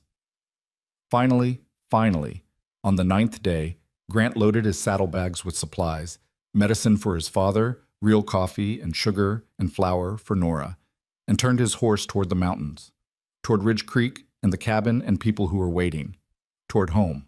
The ride back took 2 days of hard travel, but Grant barely noticed the cold or the difficulty. His mind was already there, rehearsing what he'd say, how he'd explain. Would Nora be pleased with what he'd done? Would his father approve? Would they understand that tearing down his empire had felt not like loss, but like liberation? He crested the final ridge as the sun was setting on the second day, painting the valley in gold and rose. Smoke rose from the cabin's chimney, steady, strong, promising warmth. Grant's heart, which had been locked tight for so long, cracked open completely. He was home. Not to the place he'd been born or the mansion he'd built, but to a rough cabin where people had taught him what wealth really meant, where a widow had shown him that grace wasn't about having everything, but about sharing what little you possessed, where his parents had forgiven him for years of negligence and given him the chance to do better. Grant urged his tired horse down the slope, and as he approached the cabin, the door flew open. Nora stood on the threshold, backlit by firelight, and even from a distance he could see her smile. "You came back," she called out. "I promised," he called back. "People break promises." "Not this one. Not to you." He dismounted, and suddenly she was there, not quite running, but moving fast. And without thinking, Grant caught her up in his arms. She laughed, surprised and delighted, and for a moment they just stood there, holding each other while the cold bit deep and the sun sank below the mountains. "Tell me everything," Nora demanded when they finally pulled apart. "Did you find him? Did you stop him?" "I'll tell you everything, but first," Grant looked toward the cabin. "My father?" "Stable. Stronger, actually. Your mother thinks the spring air is helping, though it's barely above freezing. And you? Are you all right?" Nora studied him, her gray eyes seeing more than he'd said. "I'm better now that you're back. I was starting to worry you wouldn't." "I told you I would." "I know, but people—" She stopped, shook her head. "Never mind. Come inside. You look frozen through, and your parents will want to see you." They walked to the cabin together, Grant leading his horse, Nora chattering about the last 9 days, Daniel's slow recovery, Hannah's successful bread baking, the fox she'd seen near the woodpile. Normal things, domestic things, the small accumulations of life that suddenly seemed more precious than any business victory Grant had ever achieved. Inside, the cabin was warm and smelled of stew. Hannah looked up from her mending and cried out, rushing to embrace him despite her arthritis. Daniel, in his chair by the fire, managed a gruff, "About time you showed up," but his eyes were bright with welcome. They ate together while Grant told his story, finding Bledsoe, the evidence, the confrontation, the board meeting, the legal proceedings. He didn't spare himself, detailing his own failures and the scope of damage done in his name. "And the families?" Daniel asked. "The ones who lost everything?" "Being compensated. We're working through the list systematically. Some want their land back. Others want money to start fresh elsewhere. We're honoring whatever they choose."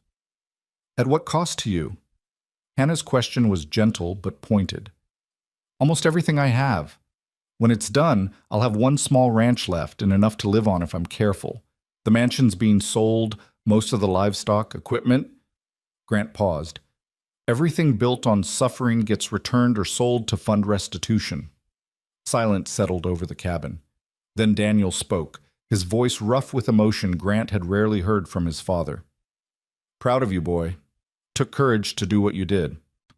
The simple words hit harder than any elaborate praise could have. Grant felt his throat tighten. "Thank you, Pa." "So what now?" Nora asked, her tone carefully neutral. "You've dismantled your empire, made your restitution. What comes next?" Grant looked at her across the table, this woman who'd saved his parents and taught him what mattered and trusted him to do the right thing. "I was hoping we could build something, together. That valley you showed me. I want to help you develop it. Not as charity, but as partners. Equal partners." "With what resources?" Nora asked practically. "If you've given everything away..." "I kept enough for equipment, seeds, initial building materials. And I have time now. Hands that can work. Skills I'd forgotten I had. He smiled. Turns out you don't need to be a millionaire to build something worthwhile. Daniel chuckled. Took you long enough to figure that out. Better late than never, Hannah added. Then to Nora, what do you think, dear? Is he worth keeping around? Nora looked at Grant for a long moment, her expression unreadable. Then slowly, her face transformed with a smile that made his heart stutter. I think he might be, she said softly. I think he just might be. They talked late into the night about plans for the valley. What to plant first, where to build, how to maximize the protected location. It was practical talk, grounded in reality rather than dreams, but filled with possibility nonetheless. When Hannah and Daniel finally retired behind their curtain, Nora and Grant found themselves alone by the dying fire. She was mending one of his shirts. When had she started doing that? And he was sketching rough layouts for a cabin in his notebook. Grant, Nora said quietly, what you did in Cheyenne, destroying your own company to make things right, that was... She paused, searching for words. That was extraordinary. It was necessary. It was both. She set down her mending. Most men would have covered it up, protected their interests. You chose justice over comfort. You would have done the same. Maybe. But I've never had the chance to choose between wealth and integrity. It's easy to be honest when you have nothing to lose. Her eyes found his. You had everything to lose, and you chose right anyway. Grant set aside his notebook and moved to sit beside her. I chose what you would have chosen, what my parents taught me to choose before I forgot. I chose to be someone worthy of... He stopped, suddenly uncertain. Of what? Nora prompted gently. Of you, he said simply. Of your trust, your respect, your... He faltered, terrified and brave at once. Your love, if you're ever willing to give it. Nora's breath caught. In the firelight, her face was luminous, every emotion visible. Grant McAllister, are you... I'm not proposing, he interrupted quickly. Not yet. Not until I've proven I can keep showing up, keep doing the work, keep being the man I promised to become. But I'm asking, he took her hands, I'm asking if you think someday maybe you could care for me the way I'm starting to care for you. Nora's eyes filled with tears, but she was smiling. You impossible man. You ride in here with your grand gestures and your changed life and your earnest questions. Is that a yes or a no? It's a maybe, she said, and laughed at his expression. It's a let's see what happens when spring comes and the real work starts. It's a prove you mean what you say. It's a... She squeezed his hands. It's a, I'm already half in love with you, you fool, but I'm terrified of hoping too much. Grant's heart soared. Half in love is more than I dared hope for. Then you have low expectations, or appropriate ones for a man who's been an idiot most of his life. They sat together by the fire, hands clasped, while outside the wind picked up and snow began to fall again, soft, gentle, covering the world in fresh white. And in that cabin on Ridge Creek, surrounded by people who'd become family, Grant felt something he hadn't experienced in years. Peace. Not the absence of struggle, but the presence of purpose. The knowledge that he was finally building something that mattered. Stay close this time, Nora whispered. Don't disappear into business or duty or whatever excuse men use to avoid being present. I'll stay close, Grant promised. Right here. For as long as you'll have me. That might be a very long time. Good, he said. I'm counting on it. The snow melted slowly that year, reluctant to surrender its hold on the mountains. March came with false promises of warmth, then retreated into bitter cold. April arrived tentatively, bringing rain that turned the trails to mud and made every journey an ordeal. But finally, as May painted the valley in green and gold, spring broke across Ridge Creek with the force of a long-held breath released. Grant woke on the first truly warm morning to birdsong and the smell of thawing earth.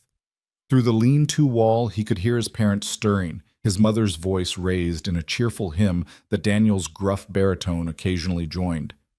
The sound made him smile. His father's heart had strengthened through the long winter, proving more resilient than anyone had expected. Or perhaps Grant thought as he pulled on his work clothes. It was purpose that strengthened his father more than medicine. Daniel had spent the winter planning their assault on the valley, sketching drainage systems and crop rotations with the focused intensity of a general plotting a campaign. He couldn't do the heavy work himself, but his knowledge had proven invaluable, and his presence kept them all moving forward. Grant emerged into morning light that felt like benediction. The cabin looked different now, expanded with the addition he'd built in late March, giving his parents their own proper room and Nora more space for living. The woodpile was stacked high with logs they'd cut and split together through the long, dark months. Chickens scratched in the yard, a flock Nora had purchased with money from selling eggs in town. Small changes, but they added up to transformation. Inside, Nora was at the stove, her hair caught up in a braid that had become endearingly familiar. She looked up when he entered, and the smile that lit her face still had the power to stop his breath. "Morning," she said. "Coffee's ready." "Real coffee or pine needle tea pretending to be coffee?" "Real coffee, thanks to someone who keeps bringing supplies from town." She poured him a cup, their fingers brushing in the exchange. 5 months of living in close quarters, and that small touch still sent electricity up his arm. "We start clearing today," Grant said, settling at the table where Daniel was already eating oatmeal with suspicious enthusiasm. His father had gained back some weight through the winter, and color had returned to his face. "About damn time," Daniel said. "Another week of planning, and I'd have gone mad from inactivity." "You've been invaluable with the planning, love," Hannah soothed, setting fresh bread on the table. "But yes, it's good to finally begin." They'd spent the winter preparing methodically. Grant had sold his mansion in Cheyenne for a fraction of what it was worth, but enough to fund their operation. He'd purchased quality equipment, saws, axes, a plow, draft horses strong enough for heavy work. Most importantly, he'd hired 3 men from town, homesteaders who'd been hurt by Bledsoe's schemes and were grateful for honest work. The crew arrived mid-morning. Jack Morrison and his sons, Tom and Sam, all 3 built like oxen and twice as strong. They'd lost their ranch to fire 2 years ago and had been working odd jobs ever since. When Grant offered them steady employment developing Nora's Valley, they'd accepted with a fervor that suggested they understood this was about more than just wages. "Morning, Mr. McAllister," Jack said, dismounting. "Mrs. Hayes, ready to make some noise?" "More than ready," Nora replied. She'd insisted on being called Mrs. Hayes, despite Grant's gentle suggestions otherwise. "We've been waiting for this since winter set in." They loaded the wagon with equipment and supplies, then made the trek to the valley. The route was easier now, the snow gone, revealing a trail they'd widened through repeated use. When they crested the rise and looked down at Thomas Hayes's dream, Grant heard Nora's sharp intake of breath. The valley was magnificent in spring, grass pushing through last year's dead growth, wildflowers spotting the meadow with purple and gold, the creek running high and clear with snowmelt. The pines on the ridges stood like sentinels, and the south-facing exposure meant the valley floor was already warm, perfect for early planting. "Lord have mercy," Tom Morrison breathed. "That's the prettiest piece of land I've ever seen." "It's perfect," his father agreed. "Mrs. Hayes, your late husband had an eye for potential." Nora's expression was complicated, pride and grief tangled together. Grant moved close enough that their shoulders touched, offering silent support. She leaned into him briefly, then straightened with visible determination. "Then let's honor his vision by making it real," she said. They started with the timber, carefully selecting trees for clearing while leaving enough for windbreaks and future harvest. Grant had learned from his father's teachings that good land management meant thinking in decades, not seasons. They took only what was necessary, and what they took was used completely: timber for building, branches for firewood, bark stripped for tanning. The work was brutal. Even with 6 people rotating shifts, felling trees was exhausting, dangerous labor. Grant learned to read the timber, to understand wind and weight, to make cuts that sent trees falling exactly where intended. His hands, soft from years of signing papers, developed new calluses. His back, accustomed to leather chairs, learned the constant ache of physical labor. And it was glorious. There was something profoundly satisfying about seeing direct results from his effort. Each tree that fell opened more land to sunlight. Each stump removed meant more space for planting. Unlike business deals that existed primarily as numbers on ledgers, this work was tangible, real, impossible to ignore or delegate. Nora worked alongside them, not felling timber, but handling the teams of horses that dragged logs to where they'd be milled. She had a gift with animals, Grant noticed, a calm confidence that made even the most nervous horse settle under her touch. By midday, she'd moved more timber than seemed possible for someone half the size of the Morrison men. "Your wife's something special," Jack commented during a water break, not noticing Grant's startled expression at the word wife. "She's not, we're not," Grant fumbled, then stopped. "How did you explain their relationship? Partners in land development? Friends testing the waters of something deeper? Two damaged people learning to trust again?" Jack just grinned. "Sure, boss, whatever you say." By late afternoon, they'd cleared a section near the creek, perhaps a quarter acre, enough for a test plot. Daniel, who'd ridden out in the wagon and spent the day supervising from a chair they'd brought for him, surveyed the work with satisfaction. "Good start," he pronounced. "Tomorrow, we start on stumps. After that, we plow." "After that, we build," Nora added, pointing to a protected spot near the creek. "Small cabin first, storage second. We need shelter in the valley before we can work here full time." Grant loved how naturally she said "we," as if his presence was assumed, his partnership permanent. They'd spent the winter dancing around definitions, both of them cautious about naming what was growing between them.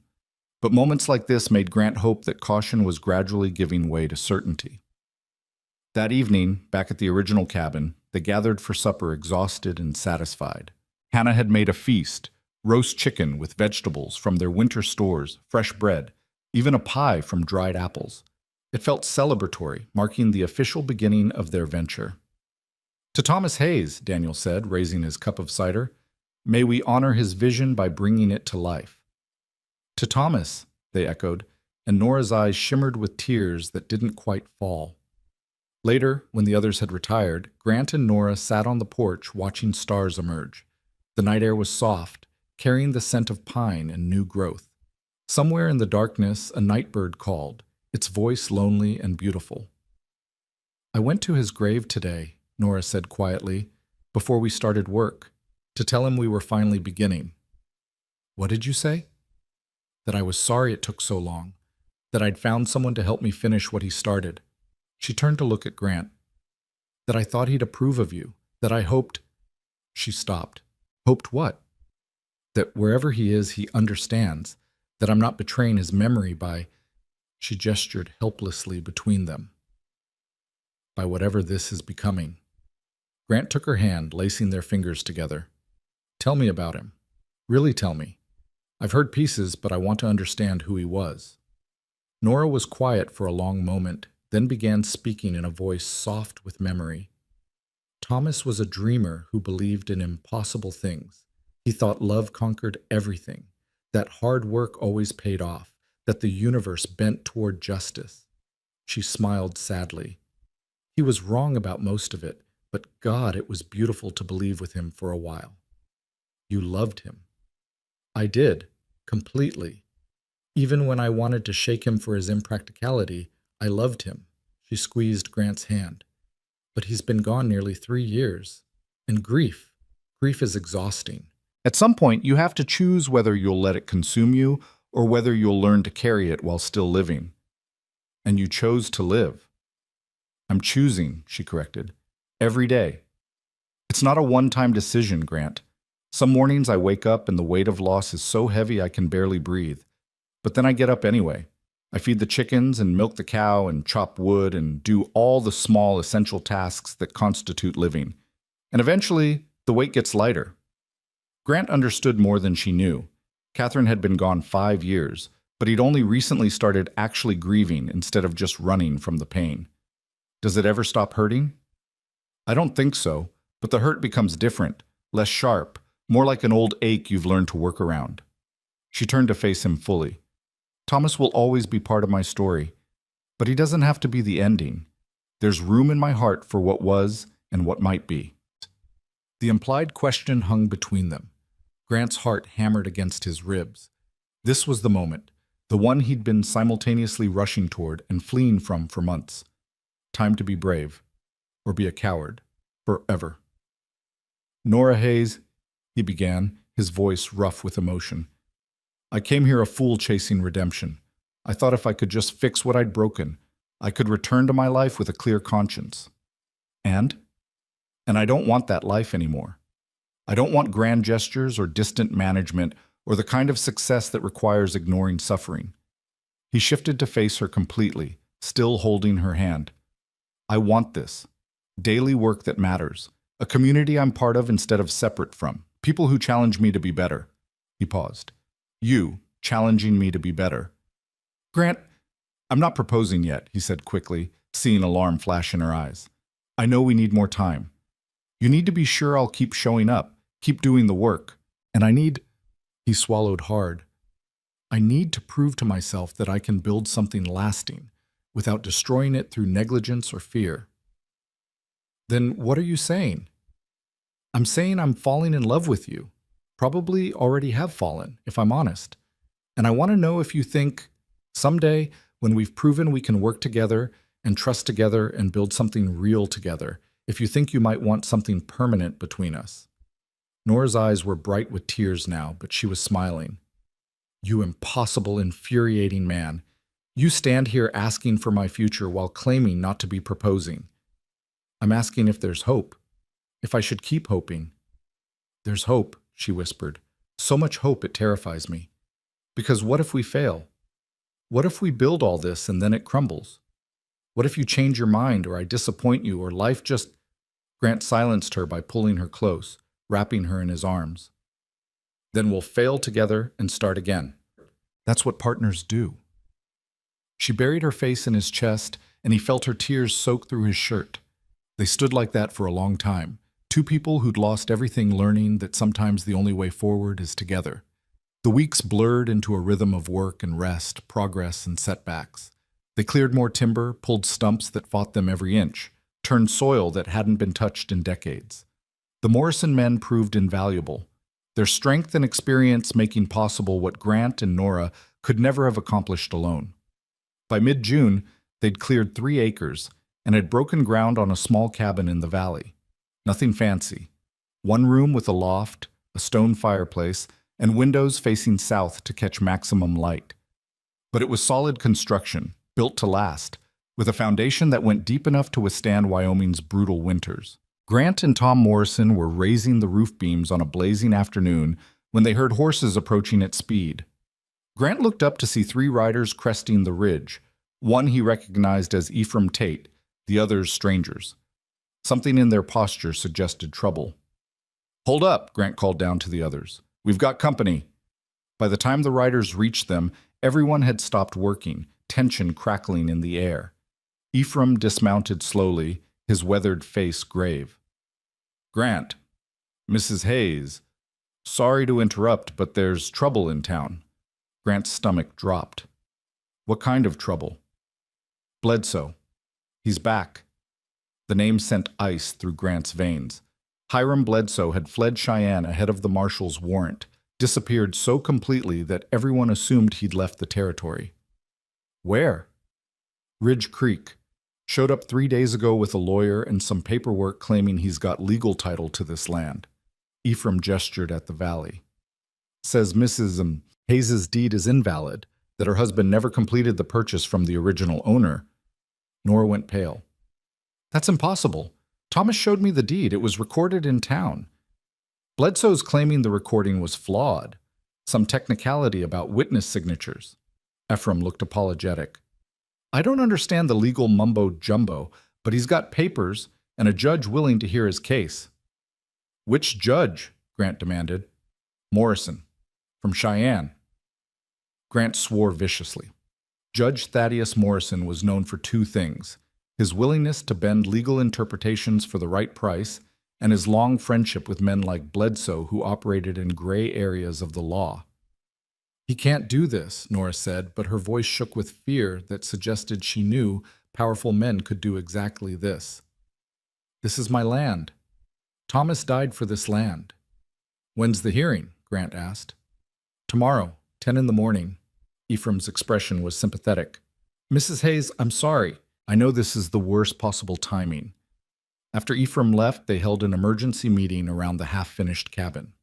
Daniel, who'd been supervising from his usual chair, looked like he wanted to murder someone. Hannah held Nora's hand while the younger woman fought tears.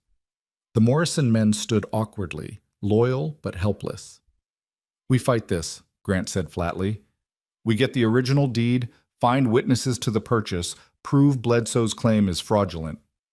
"On what grounds?" Nora asked dully. "He's got a judge in his pocket, and we have—" "What? A deed I haven't looked at in 3 years? Witnesses who are scattered across the territory or dead? We have truth on our side." "Truth doesn't matter when money talks louder." The bitterness in her voice cut Grant to the bone.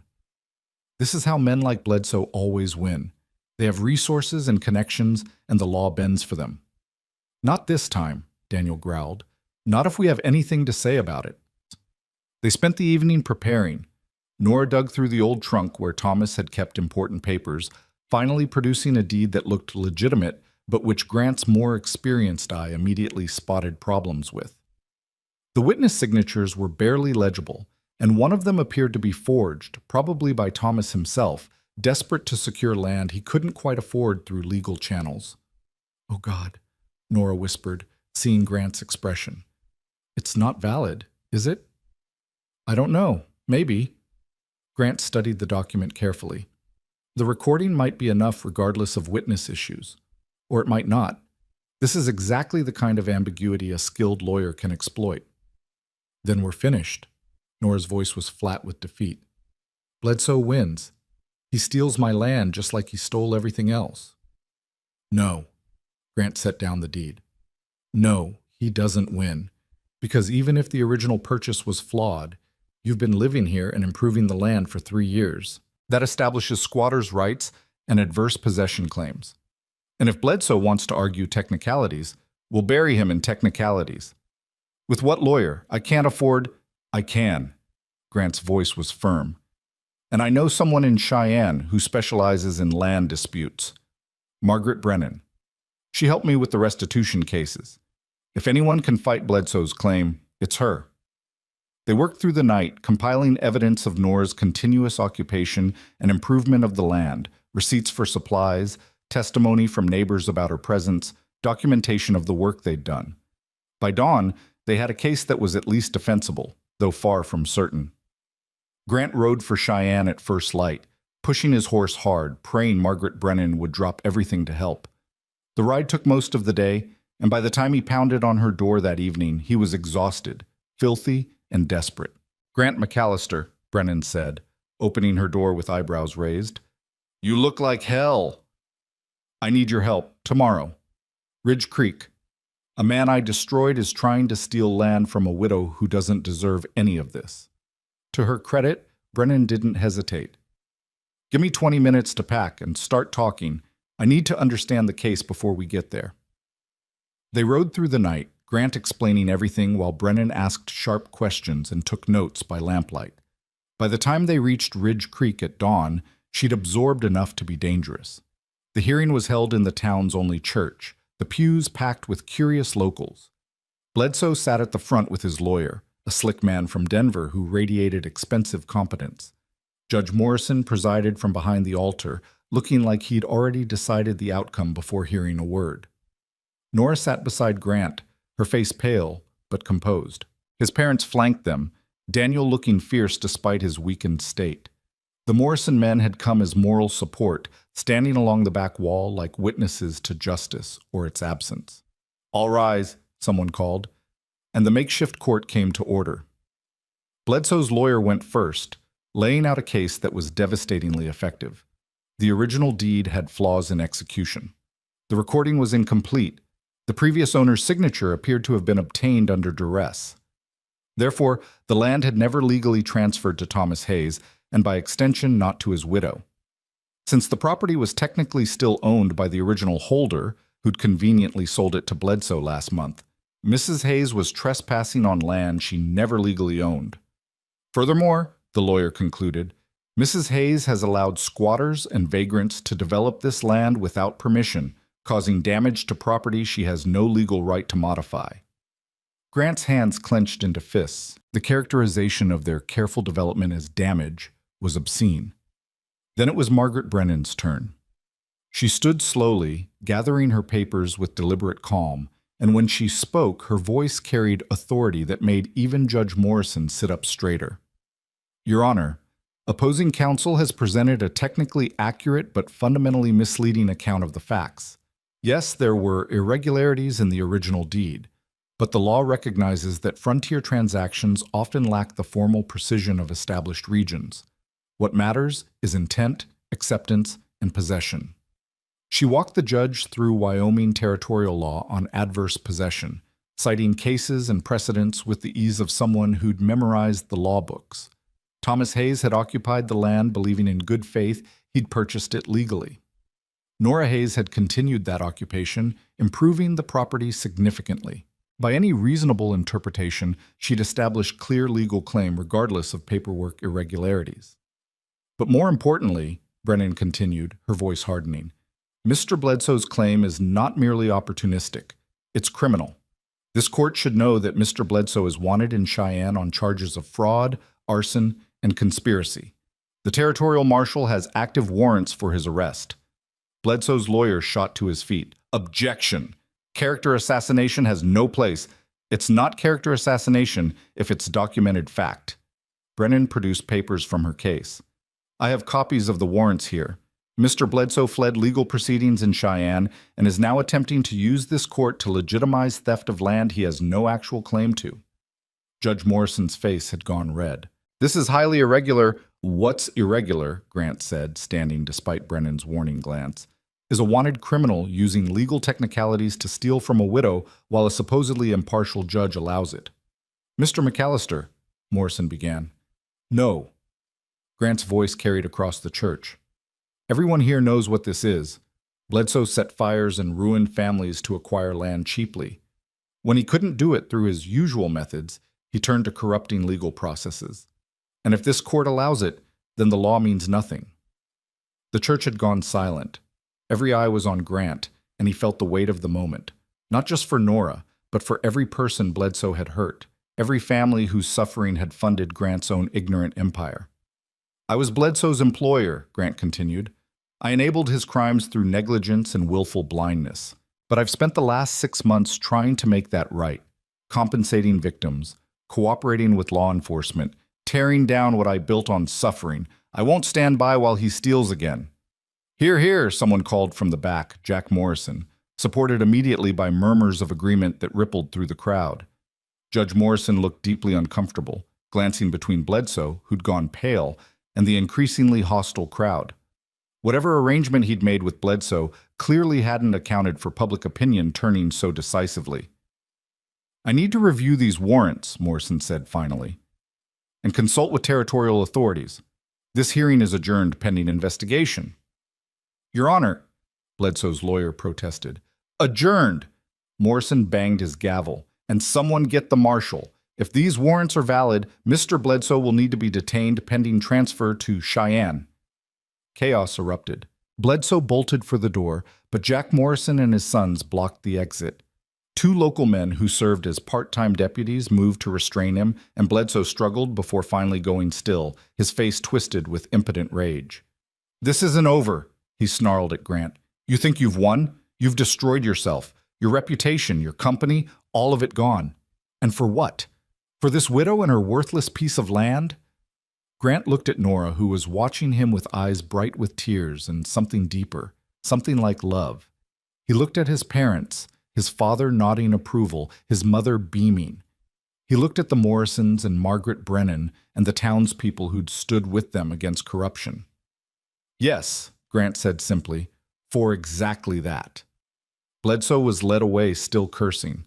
Judge Morrison retreated hastily, probably to send telegrams explaining why he wouldn't be able to deliver the verdict Bledsoe had paid for. And Grant turned to Nora, who threw herself into his arms hard enough to nearly knock him over. You did it, she gasped against his chest. You actually did it. We did it, he corrected. Together. Margaret Brennan appeared beside them, smiling with satisfaction. The judge will rule in your favor within the week. He has no choice now. If he sides with Bledsoe after those warrants came to light, he'll be investigated for corruption himself. Thank you, Nora said, pulling away from Grant to hug the lawyer. Thank you so much. Thank Grant.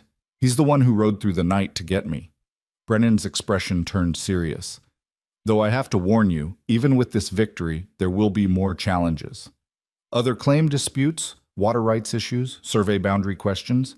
Frontier land ownership is complicated. Then we'll face those challenges when they come, Grant said. One problem at a time. They celebrated that night at the cabin, the small space packed with people who'd come to witness justice and stayed to share joy.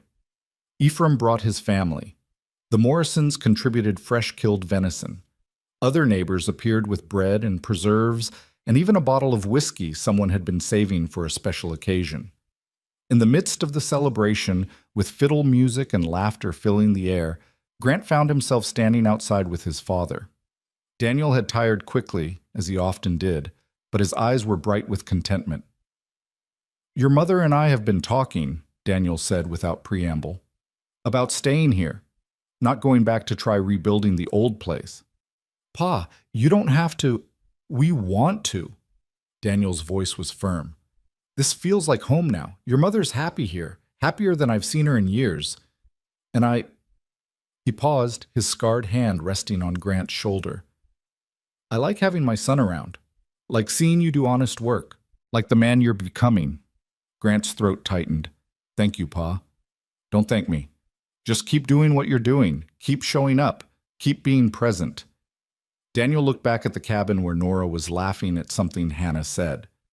And marry that girl before she realizes she can do better. I'm working on it. Work faster. Neither of us is getting any younger. Later, when most of the guests had left and the cabin had settled into quiet exhaustion, Grant walked Nora to the porch. The night was warm, full of cricket song and the smell of pine. Above them, stars wheeled in patterns older than memory. Nora, Grant said, his heart hammering. I know I said I wouldn't propose yet, that we needed more time. She turned to face him, moonlight catching in her gray eyes. And I'm terrible at waiting. I'm impatient and impulsive and probably still foolish in ways I haven't discovered yet. He took her hands. But I'm also more certain of this, of us, than I've been of anything in my life. Grant, let me finish, please. He took a breath. Nora Hayes, you saved my parents when you had nothing to spare. You taught me what grace looks like lived out daily. You trusted me when I hadn't earned it and challenged me to be better than I was. You showed me that wealth has nothing to do with money and everything to do with generosity of spirit. Tears tracked down Nora's cheeks, silver in the moonlight. I love you, Grant continued, his voice steady despite his racing pulse. Not because you need saving, you don't. Not because I need redemption, though God knows I do. But because you're the bravest, kindest, most remarkable person I've ever met, and spending my life earning your love sounds like the only worthwhile thing I could possibly do. He released one of her hands to pull a simple gold band from his pocket. Nothing fancy, just honest metal that had cost him most of his remaining savings. I'm asking you to marry me, not because town gossips demand it or because it's proper, but because I want to build a life with you. Plant crops and raise children and face whatever comes with someone who makes me want to be my best self. Nora was crying freely now, but she was also smiling, that transformation of her whole face that Grant had come to love above all things. You're doing this all wrong, she said, her voice shaking. You were supposed to wait until the land was developed, until you'd proven yourself. I know, but I'm terrible at following plans. And you're supposed to ask properly, on one knee. Grant immediately dropped to one knee, the porch boards hard beneath him. Nora Hayes, will you marry me? She looked down at him, this man who'd ridden into her life as an arrogant millionaire and was leaving as something infinitely better, a partner, a friend, a person who'd learned that loving well meant showing up daily with open hands and an honest heart. Yes, she whispered. Yes, you impossible man. Yes. Grant surged to his feet and kissed her, and it was nothing like the chaste pecks they'd exchanged before. This was promise and passion and years of loneliness ending in the possibility of connection. When they finally pulled apart, Both breathless, Nora was laughing. Your father's going to be insufferable about being right. Let him. He's earned it. They stood wrapped in each other's arms while the night deepened around them and the future spread out like the valley, full of work and possibility, challenges and rewards, everything still to be built and discovered together. The wedding took place on a June morning that dawned clear and perfect. They'd chosen the valley for the ceremony, wanting to marry on the land they'd committed to developing together. Chairs borrowed from town were arranged in a semicircle facing the half-finished cabin. Wildflowers decorated everything, picked that morning by Hannah and a group of neighbor women who'd thrown themselves into preparations with enthusiastic abandon. Pastor Morris performed the ceremony, humbled since the previous winter's disaster, and genuinely moved by the couple before him. Grant wore his best remaining suit, tailored but not ostentatious. Nora wore a dress of cream-colored silk that Hannah had secretly been sewing for months. Simple, but beautiful. Dearly beloved, the pastor began, but Grant barely heard the familiar words. He was focused entirely on Nora, the way morning light caught in her dark hair, the steadiness of her gray eyes, the small smile playing at the corners of her mouth. When it came time for vows, Grant spoke from the heart rather than tradition. Nora, I promise to show up, every day, in every way I can, to work beside you, to listen when you speak, to challenge you when you're wrong, and celebrate when you're right. I promise to build with you, not for you, to be your partner in all things, to love you not despite your strength, but because of it. Nora's vows were equally direct. Grant, I promise to trust you, even when fear makes me want to withdraw, to believe in the man you're becoming, not just the man you were.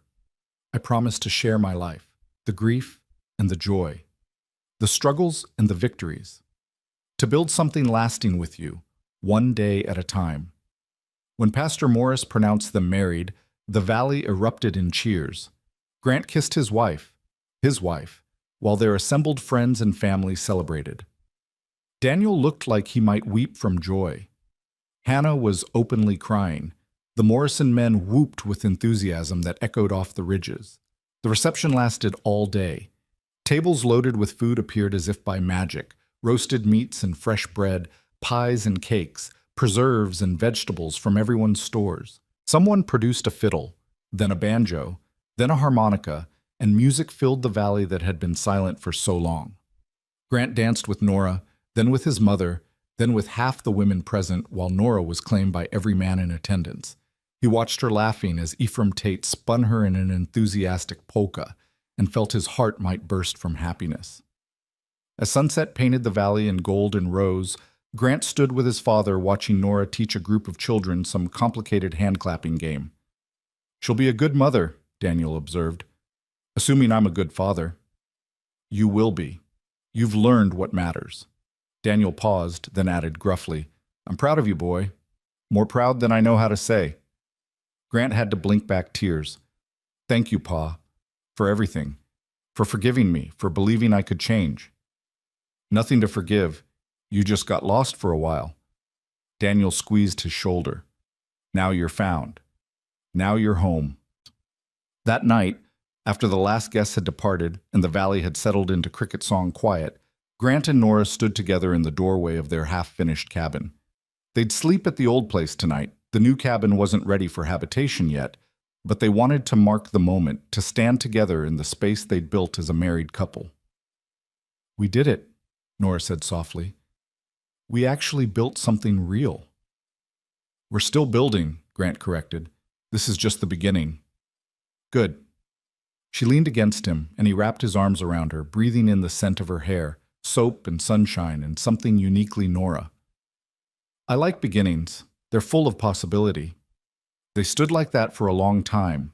Two people who'd lost everything, learning that sometimes the greatest gift is simply the chance to start again.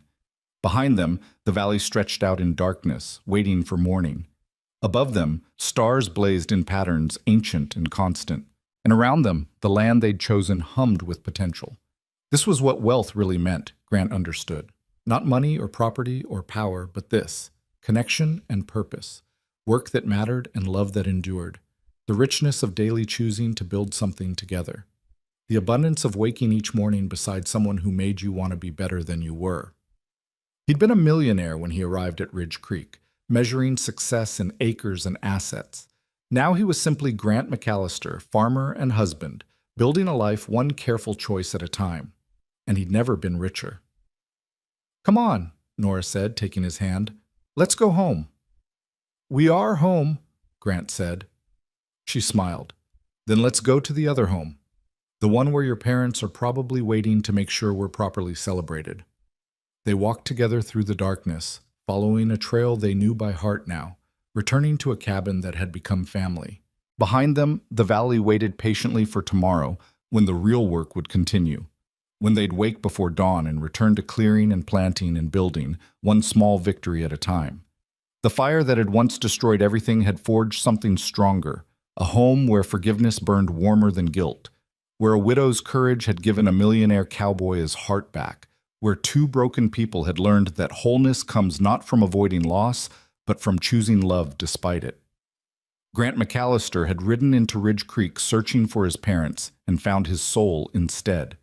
He'd come as a king and left as a man. He'd arrived with everything and departed with what actually mattered. And as he and Nora climbed the steps to the cabin, where lamplight glowed warm in the windows, where his parents waited with smiles and stories and the gift of simple presence, Grant understood that this, all of this, was what he'd been searching for his entire life. Not empire, not success, not wealth or power or recognition. Just this, just home, just love, built one faithful day at a time. Strong enough to withstand any winter, deep enough to nourish any dream, true enough to last forever. The door opened. They stepped inside, and behind them, the Wyoming night wrapped the valley in darkness that promised morning, in cold that promised spring, in endings that promised beginnings. The story wasn't over, it was just beginning. And that, Grant thought as Nora's hand found his in the lamplight, was the greatest gift of all.